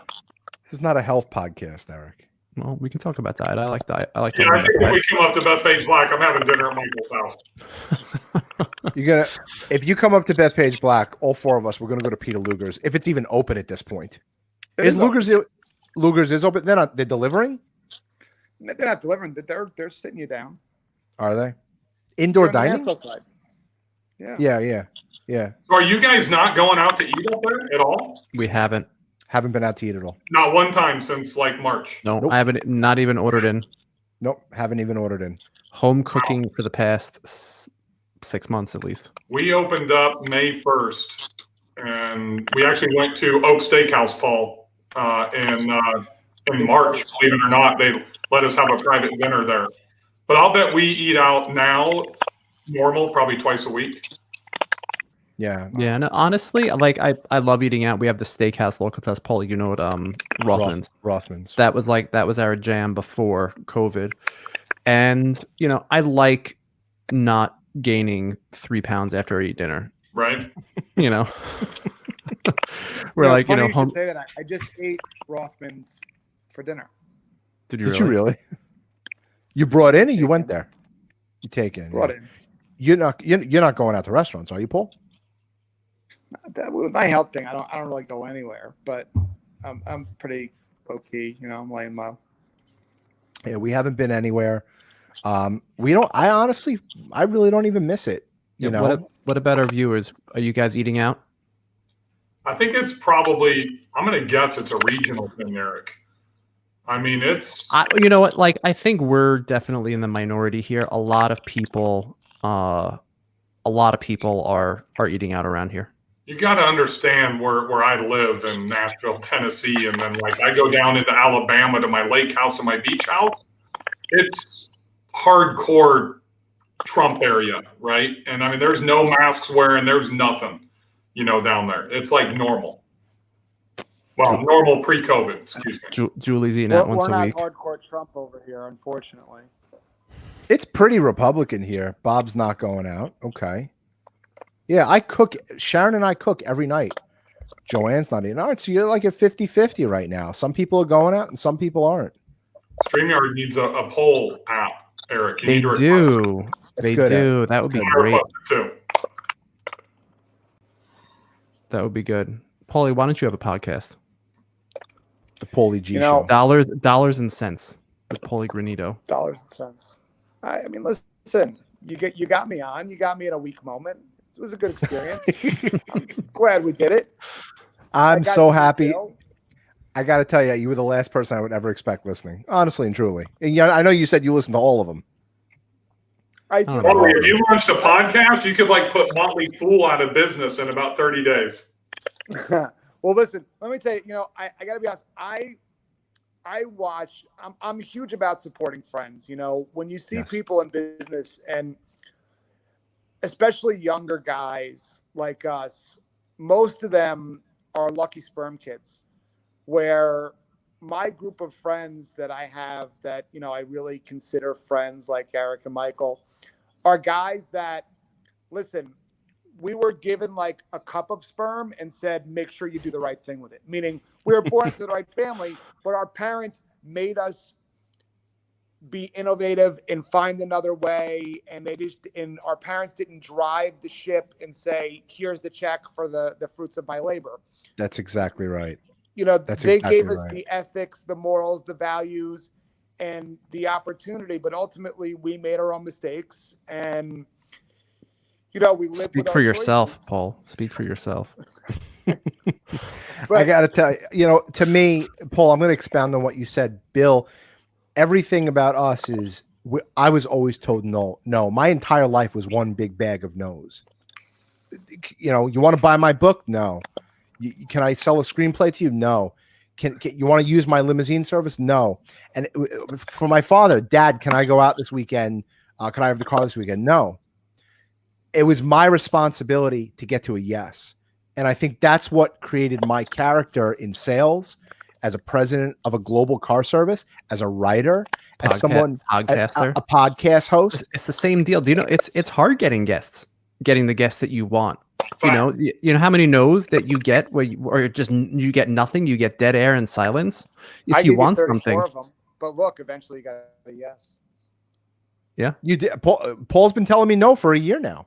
No. Soon, maybe soon. And look at this. We got you on. I won.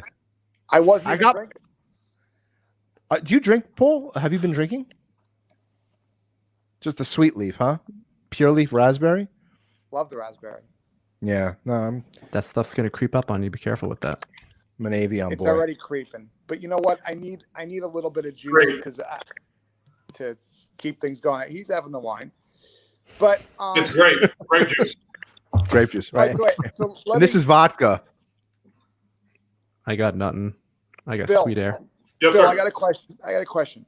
So, you know, I like talking about different topics. And one of the things that's interesting is your geographic location, because I happen to love the area you're in, and I love the growth trajectory of Nashville. How is this the pandemic impacted kind of that trajectory? Do you still see it moving in an upward fashion? Do you see things flattening off? What's there when you drive around town? You know, there was a bunch of cranes the last time I was there across the skyline. Are these sites active? Are you seeing growth? Are you seeing music, for instance? You know, I have some friends and clients in the music business, and the way that music is distributed, I know I'm asking a question, but I'm going to give you a quick story. When you see what Kanye West is doing, and you know, a lot of people think he's our next president. Well, forget about his presidential election. He's been ranting and raving about being a slave to the music industry. And what's interesting is I've sat in a bunch of these deals, and he's not nuts. He just doesn't deliver well. I don't know if Nashville, with the way that consumption of music and entertainment has changed, is going to grow from its quote unquote Nashville roots, or you're seeing other areas or other avenues to promote growth. So I'm just curious, how are things growing there? What's happening? I'll give you a couple of data points. On the music side, I have very good friends and connections in that industry. Yeah. Some that are clients of Eric's and Michael's, I would imagine, if I asked them. I think the music industry is going to change again and pivot very similarly to when streaming happened with Napster, and how, you know, the control of the writing, you know, went away at that point, and the music distribution model changed. I think the music industry is what most people think Nashville is. It's not. We are a hospitality-driven industry with 28 million tourists a year. As a data point, in May, the Four Seasons opened up their condo sales and sold $88 million in the first day in May, right in the heart of COVID. We had just reopened as a city on May 1st. With that being said, the problem that we have being in ultra conservative state in the deep South, where the belt buckle of the Bible Belt, is that we have an extremely liberal and probably one of the worst mayors I've ever seen in my 47 years on this planet. Have you met Bill de Blasio? Oh my God, you took the fucking words right out of my mouth. Go ahead. Our fucking mayor, Paul, had a 34% commercial and residential property tax increase in June. We are down close to $3 billion in tourism revenue year to date this year. Our mayor says if you commit a crime, you shouldn't be arrested. Well, you guys are fucked too. I get it. I think Nashville will recover. The concern that I have is the restaurants and the bars that were shut down longer than any other business by our mayor. Outside of a handful of honky tonks, which is what makes Nashville, we were the #1 bachelorette destination over Vegas for the last 3 years. That's down like 87 to 90%. I don't know how much cash there's going to be for them with PPP dried up, with EIDL funds being depleted, you said you have your finger on the pulse with, can you imagine Regis and WeWork? Right now, we have 8 WeWork locations and 17 Regis locations, and just in downtown Nashville.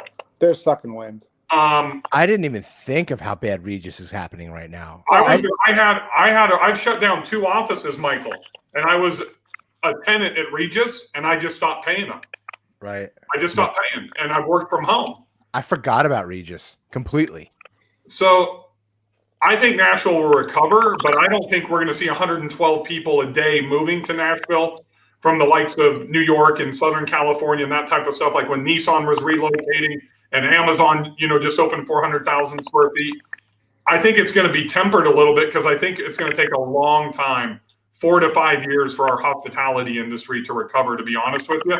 Also because of the shift in the music industry. But don't you think that's just basically everywhere? That's, No. in some respect. I think you're going to see places like Phoenix and Denver and Salt Lake City recover a lot faster that have had kind of, I hate to use this term, but kind of more traditional shutdowns than what has happened in Manhattan, what has happened in Nashville, what has happened by Governor Newsom in California. I mean, Napa's fucked with the fires and, all the stuff that's going on. And I think, look at what's happened. Paul, you probably know better than I do. I mean, I can't remember what tenant exited the Salesforce Tower in downtown San Francisco. What's going to happen to commercial real estate in downtown San Francisco? Well, that market was one of those overheated markets for so long that just was blazing.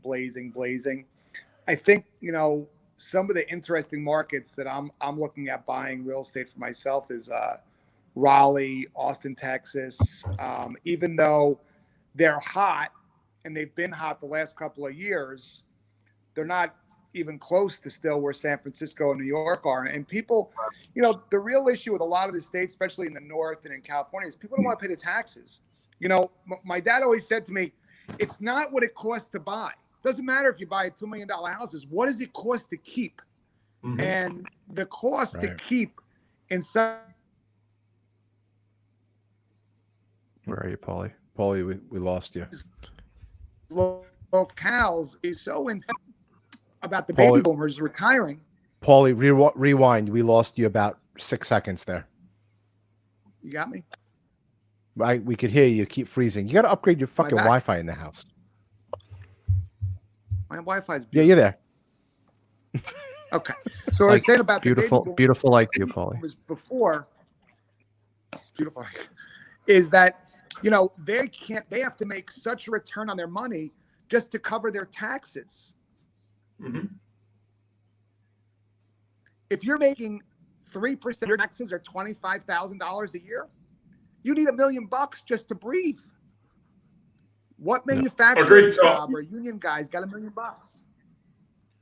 Paulie, no state income tax in the state of Tennessee. Obviously, you probably know that. Do all 3 of you guys live in Long Island? Yep. So I'm just going to. I know we don't talk about money. We're all a mile from each other. Awesome. Might be even closer soon, Michael.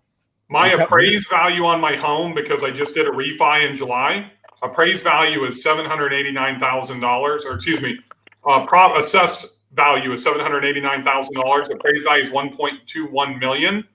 What do you think my property tax is that I pay here, Paulie? And I live in Brentwood, which is Williamson County, the most affluent county in the state of Tennessee. $3,000. $6,100. Right in between. It's $5,100. Jesus Christ. Whereas I have a friend that you guys know that your father mentored that has a $900,000 home in Long Island that pays like $32,000 in property taxes. Yes. Bill, That's Bill, that's exactly to the penny what I'm paying in taxes. really. Well, Yes. I would love to pay $32,000 in taxes. Yeah, right. You know, it's I would Paul, love you it. keep freezing, bro. You freezing, you come back to us. There you are. Better. Yeah. I'm gonna Paul, I'm gonna It's the abbreviate. kids, man. They're about to take all the Wi-Fi. Oh, they're playing Fortnite, right? They're still up. What are you Sure. kids still doing up, Paulie? It's 10 o'clock at night. He's got teenagers now. They don't have fiber out where you guys live or what? The Wi-Fi on Long Island is the worst. It's the absolute worst. Paulie, I'm going to abbreviate. Business Are is you bad. I can't afford that high-speed shit. Paulie? Are you? I'm going to abbreviate. Are you coming to OBCE?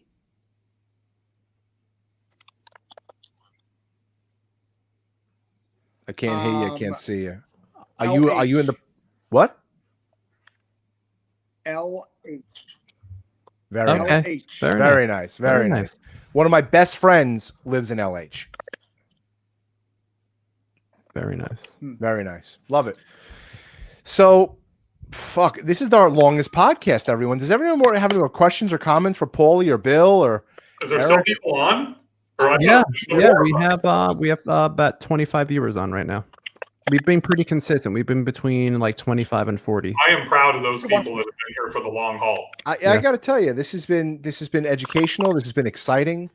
I Grateful like the that surprising. Someone asked when is Phyllis going to be back on? I think possibly next Wednesday. Paulie, did you see what my mom did last week? Did you watch that? I did not. Paulie, can you hear me? Oh, okay. Yeah, no, she became a medium and she's doing psychic readings on air live with people that we've never met. And she's at like hitting like a 98% like success rate. It's insane. Come on.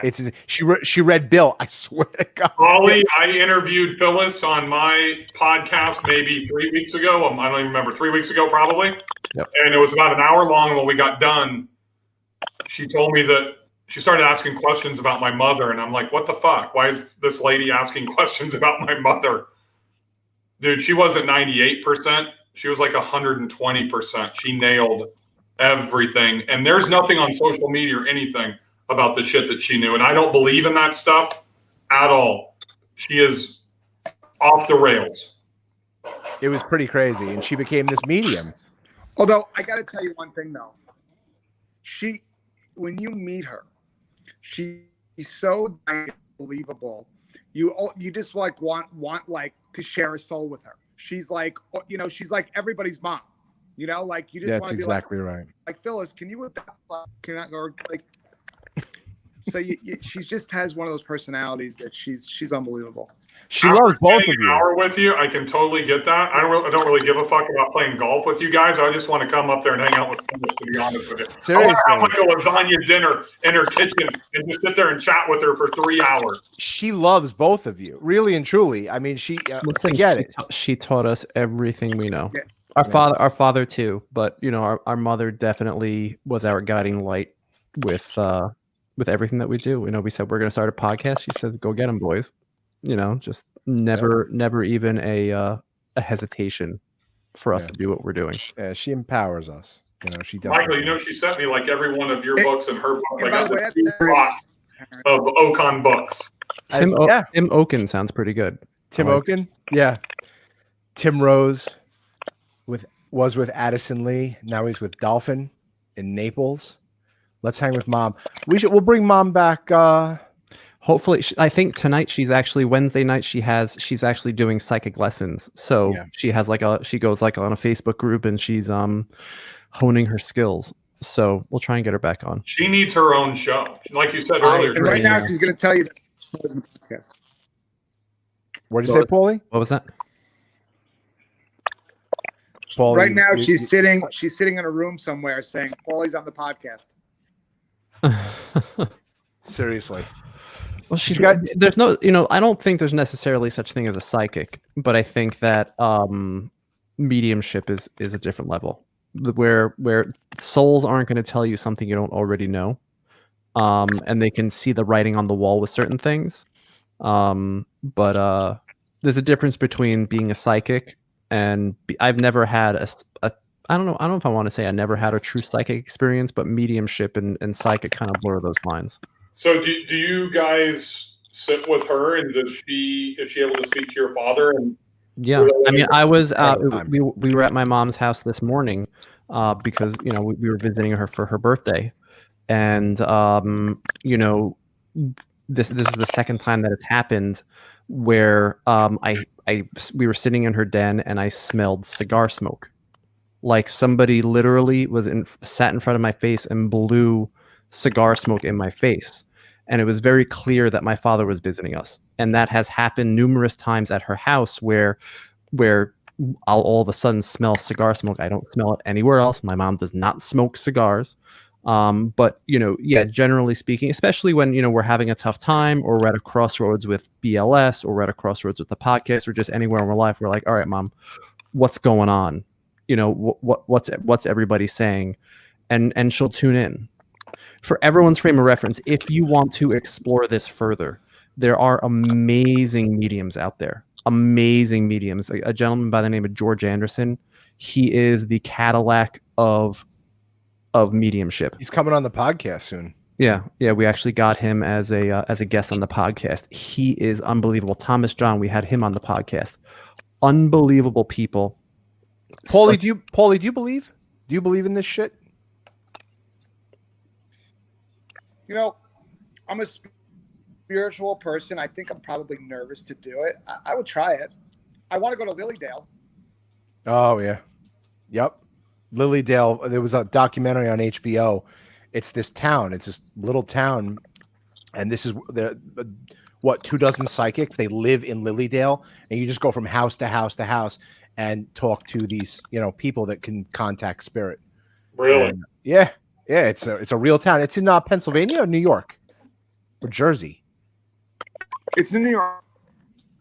It's in New York. Yeah, that's what I thought. I will honestly tell you, I was not a believer until what your mother did to me after that podcast. Now I'm 100% a believer. Really? Yeah. Love it. You should really.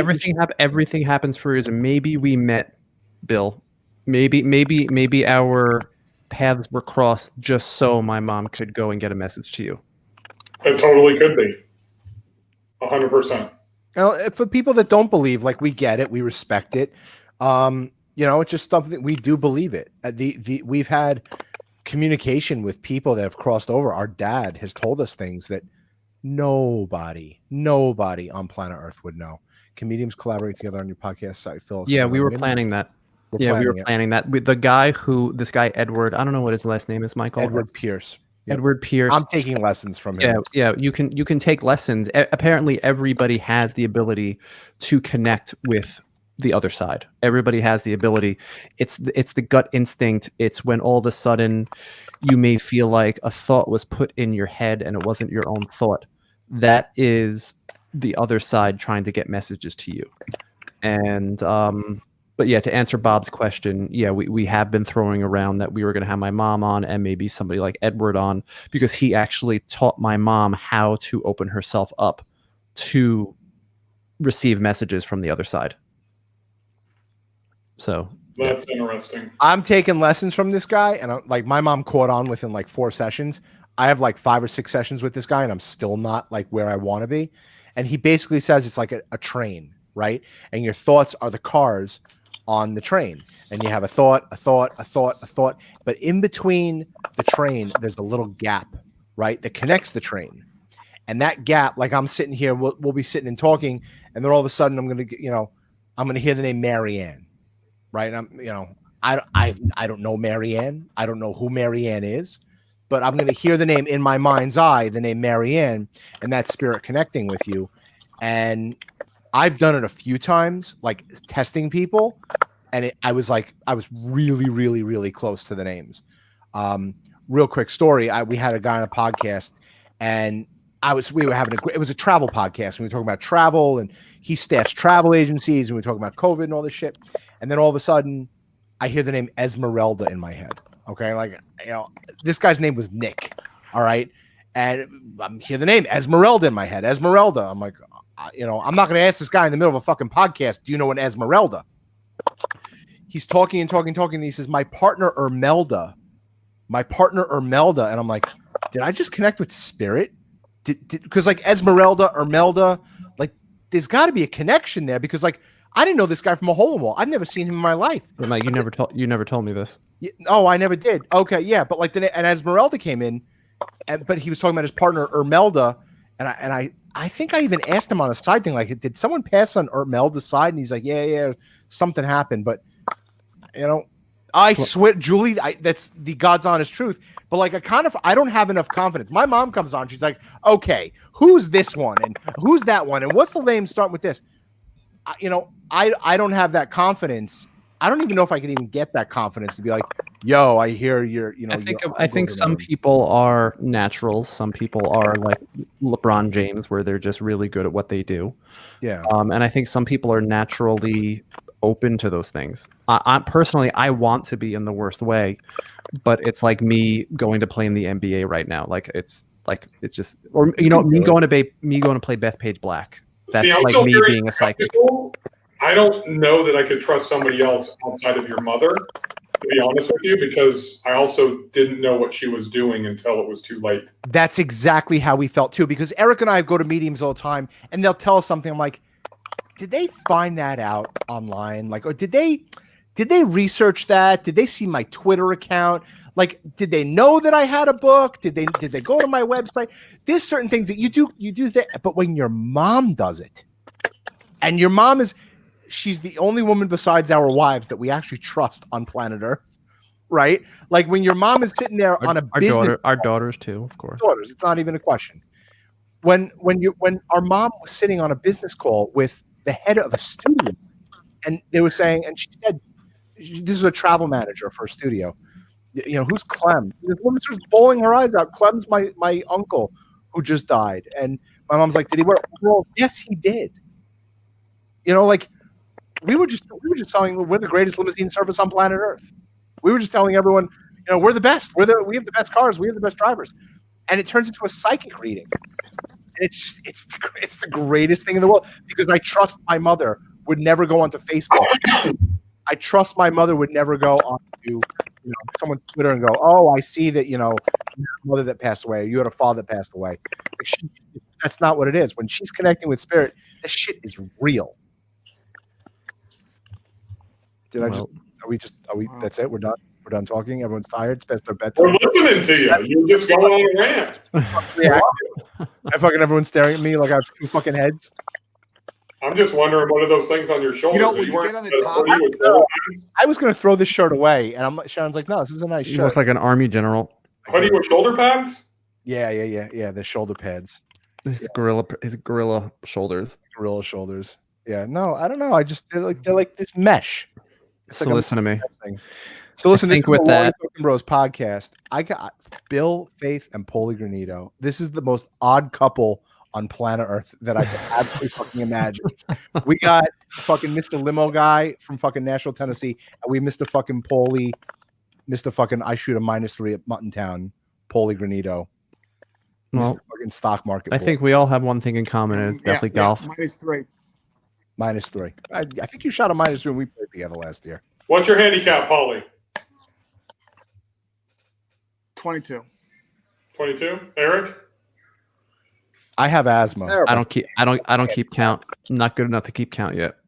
I have asthma. Michael? I have asthma. That's my handicap. I kept a handicap for Can like. you break 110? So listen, It's not that page. No. Eric was good last year. Eric was really. I good. had the beginning of the season. I was pretty dang good, but then just fell apart. I was a 17 for about 3 weeks last year. I was a 17 handicap. And Eric doesn't believe me, but I was really keeping score. No, it's the absolute truth. I don't lie, even when I'm telling the truth. Listen to me. Thank you guys for coming on. We're gonna wrap it up. Tell everyone where they can find you. Let's start with our special guest, Paulie. I mean, this is really supposed to be about Bill, right? And then Paulie came in and hijacked the whole fucking People show. who want advice with money. Where can they find you, Paul? Paulie, if you want to give out your information, if you want to just say peace out, listen, I'm done. you can. Nah, listen. You can Facebook, you can Instagram, you can always go through the Okons.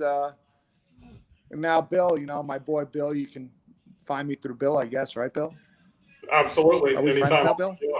You guys should connect. You guys. I got you, Paulie G. I mean, We can.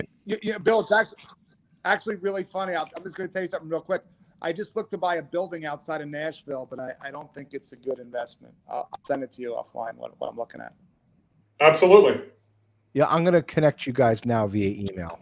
I'm gonna set you guys I up. love it. See that? Now we're the Paul. connectors. Awesome. Listen, guys, thank you so much for having me. I'd love to do it anytime if I bring some spice to the show.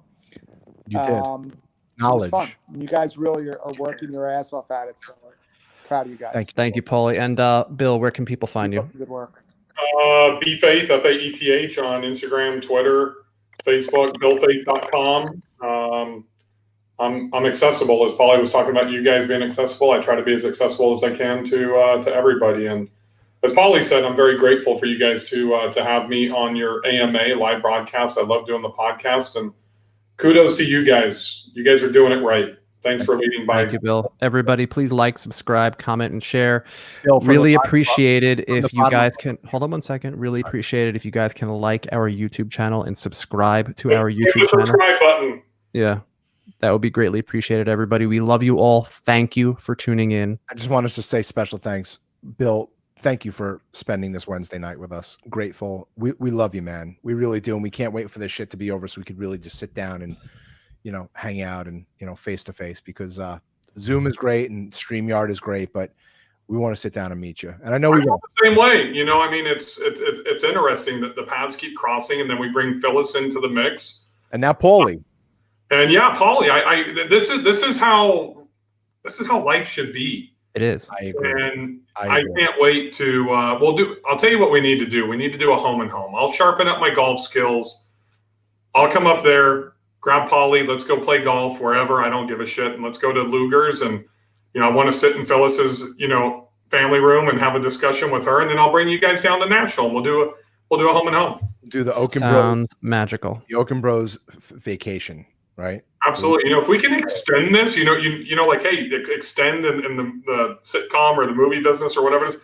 We got 7.5 minutes to hit 2 hours. Are we really going to be fucking quitters right now? I mean, I can text my wife and have her come and give me a refill. Come on. You know what? So stay with it. Stay with it. We have never done a 2-hour podcast. All right. Let's stick it out. I don't know how I'm going to sleep I'm- tonight. I am so fucking wired right now. Yeah, so you'll sleep tomorrow night. I'll sleep tomorrow night. It's fun. What else are we going to talk about? Do we have anybody else still watching? Yeah, Eric. Yeah, we got people here. I mean, everyone was saying like good night, great conversation, good night.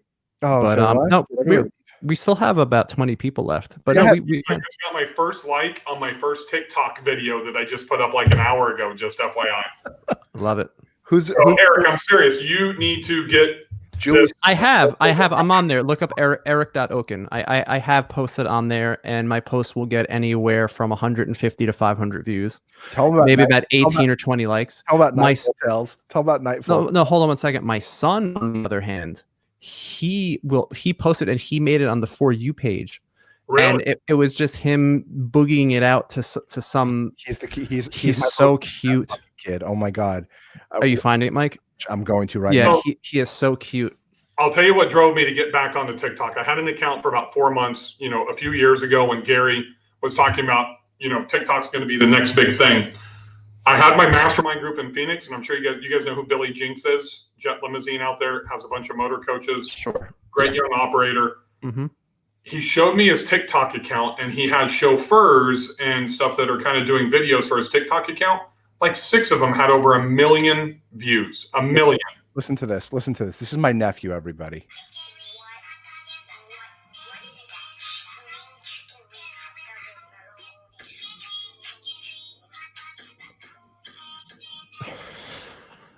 This fucking kid. I worship this kid.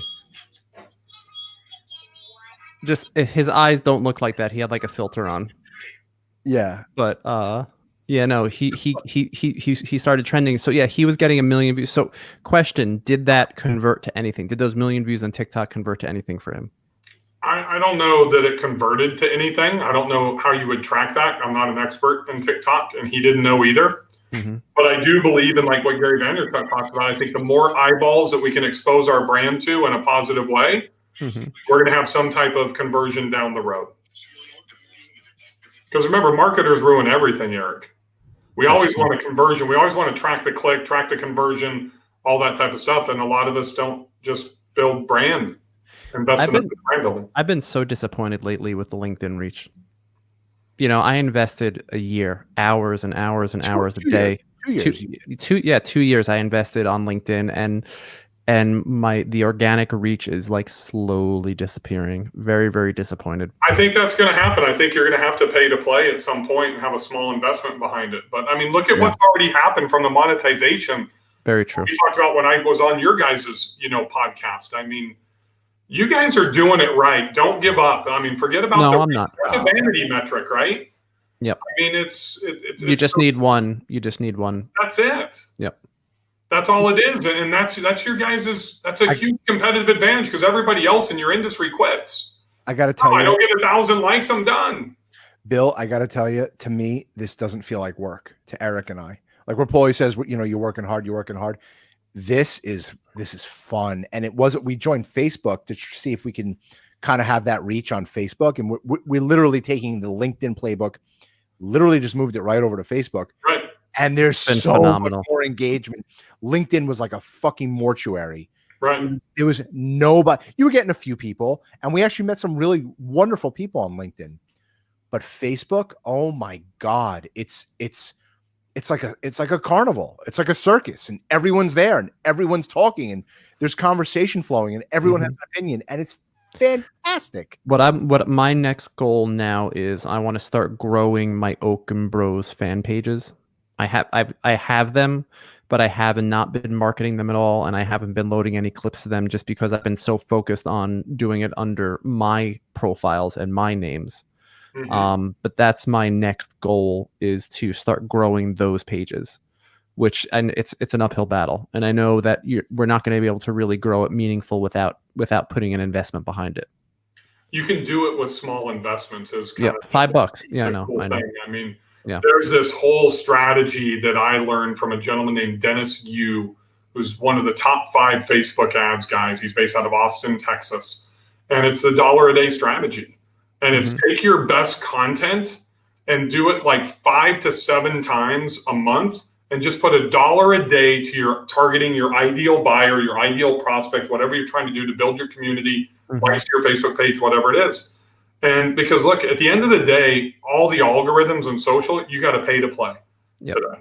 And I can tell you that I've spent $22,000 in Facebook ads just for my personal brand, in the last 2 months. I've never spent that kind of money, but you know what? I had to pivot out. And a lot of that, we're talking running 40 to 50 ads at a time. We're not talking like one ad at, $500 a day by any means. So I think your content, and let me retract that statement. I think, Eric, what you're doing by splintering your content, and the person that you consulted with, a while back that you mentioned to me, you're doing it fucking right. Just keep doing it. You just got to keep grinding, keep doing it. And then all of a sudden people are going to start to see it, and they're going to start to share it. You guys are doing the right stuff. I appreciate that, Bill. Thank you. Yeah. So have you seen on what you've spent, have you seen return on that? Or is it just more brand building? So we're going after, do you know the concept of cold, warm, and hot traffic?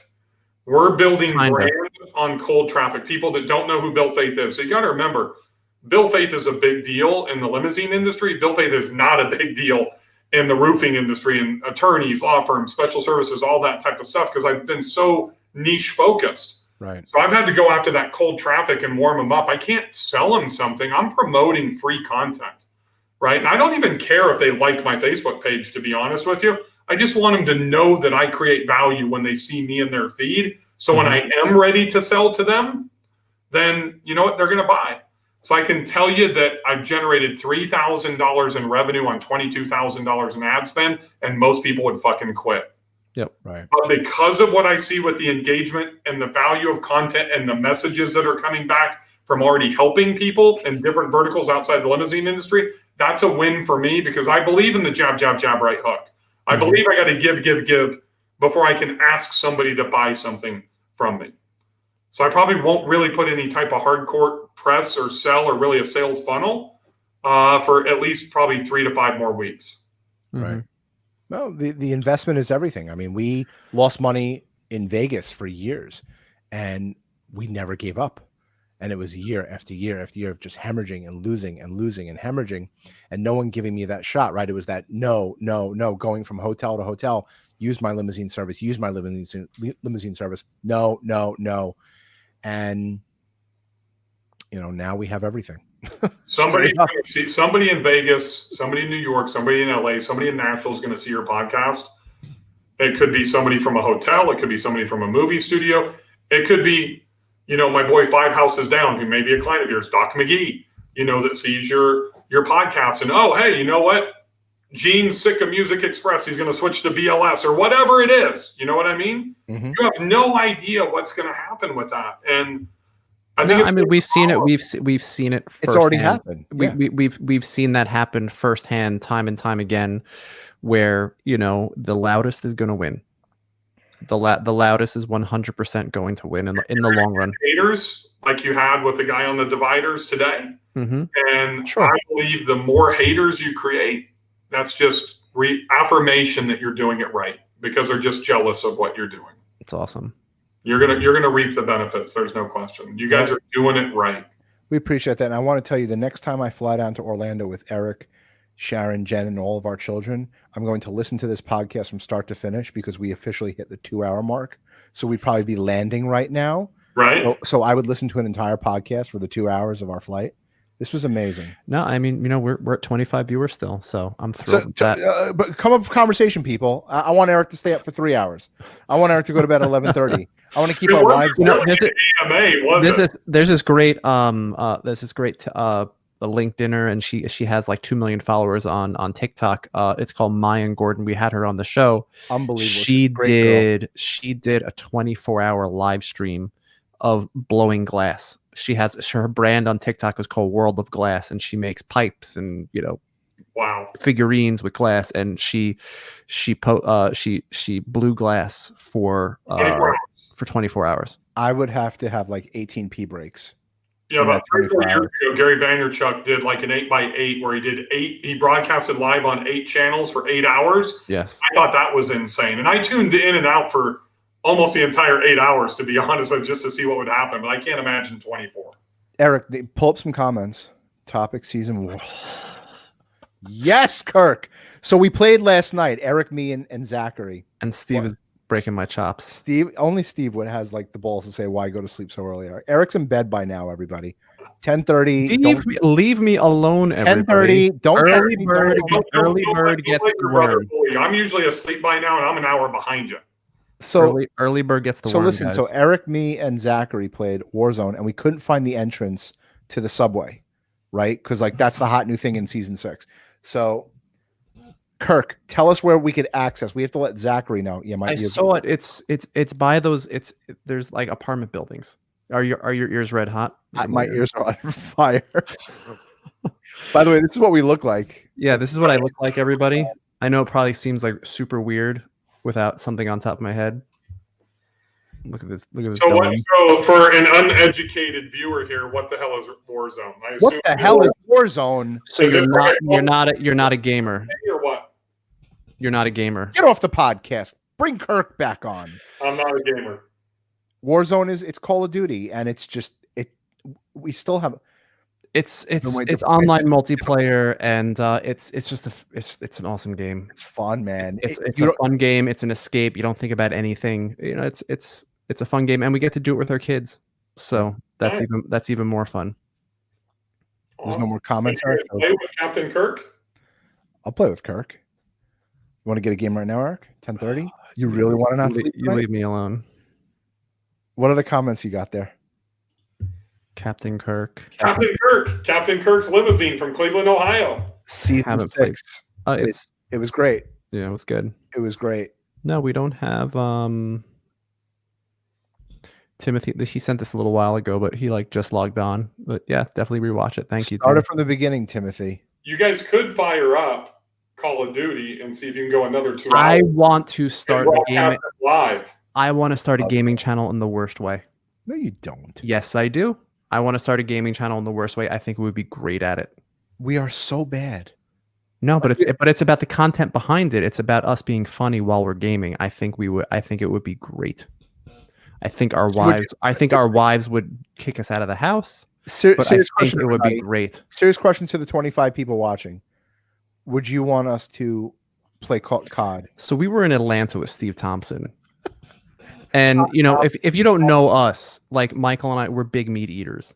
And we'll when we order breakfast, we don't get, you know, bacon, eggs, and sausage. We get double eggs, double bacon, double sausage. And I think we scarred Steve. It was in Atlanta, right? It was in Atlanta. Yeah. Dude, I can't wait to eat breakfast with you guys. I'm going upstairs to get some sausage. Brutal. When we go to the Amarano. So how many, or if we go to Luger's for dinner before Bethpage, how many orders of bacon are we getting before we? Oh man, that's dangerous. Dangerous waters. You're Because gonna have a hard time keeping up with us. Not even eat a steak. I won't be able to. 3 orders of bacon and go straight to the schlag after dinner. I'm saying I will play Bethpage first. I'll play golf first and then eat after, because if I eat Luger's and then have to walk fucking Bethpage, I will shit my pants. You're gonna have to search for it by then. I will jump to the fucking woods and wipe my ass with my fucking butt with leaves. Because Oh my god. there's no way I'm gonna eat Luger's then go play Bethpage Black. There's no way. I will absolutely play Bethpage Black and then go to Peter Luger's. That's probably a good plan. I don't need to see you shit in the woods. What's the best marketing strategy after COVID? Other than ads and posting content on social media. I mean, honestly, I think clients. Yeah, I think it's the trifecta. I think it's talking to your clients, it's posting content to remind them that you exist, and then it's when you're at the conventions, you actually get to see them face to face, and then when you're lucky, you can go and ask them out to lunch, or you can go ask them out to dinner, and you can create relationships with these people. I think it's everything. It's not just doing one thing. I think everything matters, but that's my opinion. Bill? Hamza, I'll tell you, the number one platform that's overlooked is email. Copywriting is everything. Storytelling and connecting with your community, whether it's customers, prospects, social media, community is the most important thing, in my opinion. There's a gentleman that lives about 5 miles south of me named Donald Miller that owns a company called Story Brand. It's one of the brands that he's not a marketing agency, but he's probably the foremost expert in communicating and talking and leveraging social media and marketing through story.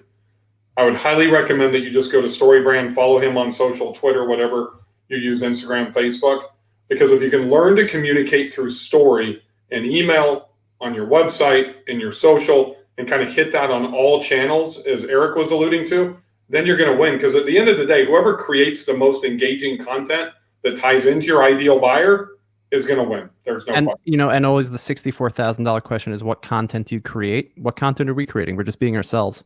You talk about what you're good at. You talk about what you know. We like gaming. We like talking about creating content. We like talking about golf. We like talking about movies. We like talking about mediums. It's real life. Take what you would talk about with a client out to dinner, and you go and create that content online. It's the Phyllis methodology. Right? She doesn't walk into Wall Street in 1985 and go try to sell to the president. She connects with the booker who's getting coffee for the president of the company. They're talking about kids, and they're talking about cooking and all the shit that they have in common and they have an interest in. That's exactly People connect with people on a real level. Yep. That's exactly right. Joanne, you're right. It's a show about nothing. That's the key. Well, I hope we help somebody out there. Gentlemen, I don't care what anybody has to say. I don't care what Steve Thompson has to say. Eric, we're only an hour and like 20 minutes to midnight. That's the next milestone. That's the next milestone. So, all right, let's put on a new guest. Let's bring on someone new. Eric's gonna be like this. Didn't we signed off already, right? And then Bill kept this party Bill's going. like, you're not going anywhere. We have 7 minutes till fucking I just 2 wanted hours. to get to 2 hours. We're 9 minutes and 42 seconds over. Yeah, this was a See, world look, record. we have someone new coming on now. What's up, Boulevard Limousine? Welcome to Okon Bros Limousine Podcast. My son made a TikTok one time, and you can do an overlay on it, a voice overlay on it, and he goes, and you hear like some like obnoxious song playing, and you hear in the background it says, "This is Okon Bros," and then he the Okon Bros. He goes, "This Yeah. is the Okon Bros," and he starts talking. It's so cute. and it's going. That's He's going, "This is the Okon Bros," and he's dancing to it. It's the cutest kid. No, I kids love are it. fun, gentlemen. Any more comments, Eric? We got to start a new topic. I gotta go kiss my girls goodnight. Tim's still here. Tim, how's everything in Denver? What's up, dude? I'm so glad that people really stayed with us. People. We Bob got wants to join. Bob, we're going to sleep, dude. Done. it. See, what you have to know is Michael talks a big game. Bullshit. Probably I more could be up tired than I- for tonight. Oh I yeah. gotta tuck my kids in. All right, gentlemen. Everybody, thanks Bill, for tuning jump in. on. You had a good time, Bill? I had a great time. Thank you very much for having me. Thanks on. thank you for giving Paulie the stage too. That was unprepared and unexpected. No, I love it. I love Yeah, it. it was a great. All right. Peace out, everybody. Hang out for 1 second, Bill. Like, subscribe, leave comments down below, and go follow Bill Faeth on all of his social media because he's the fucking man. Later, guys. Bye, everyone.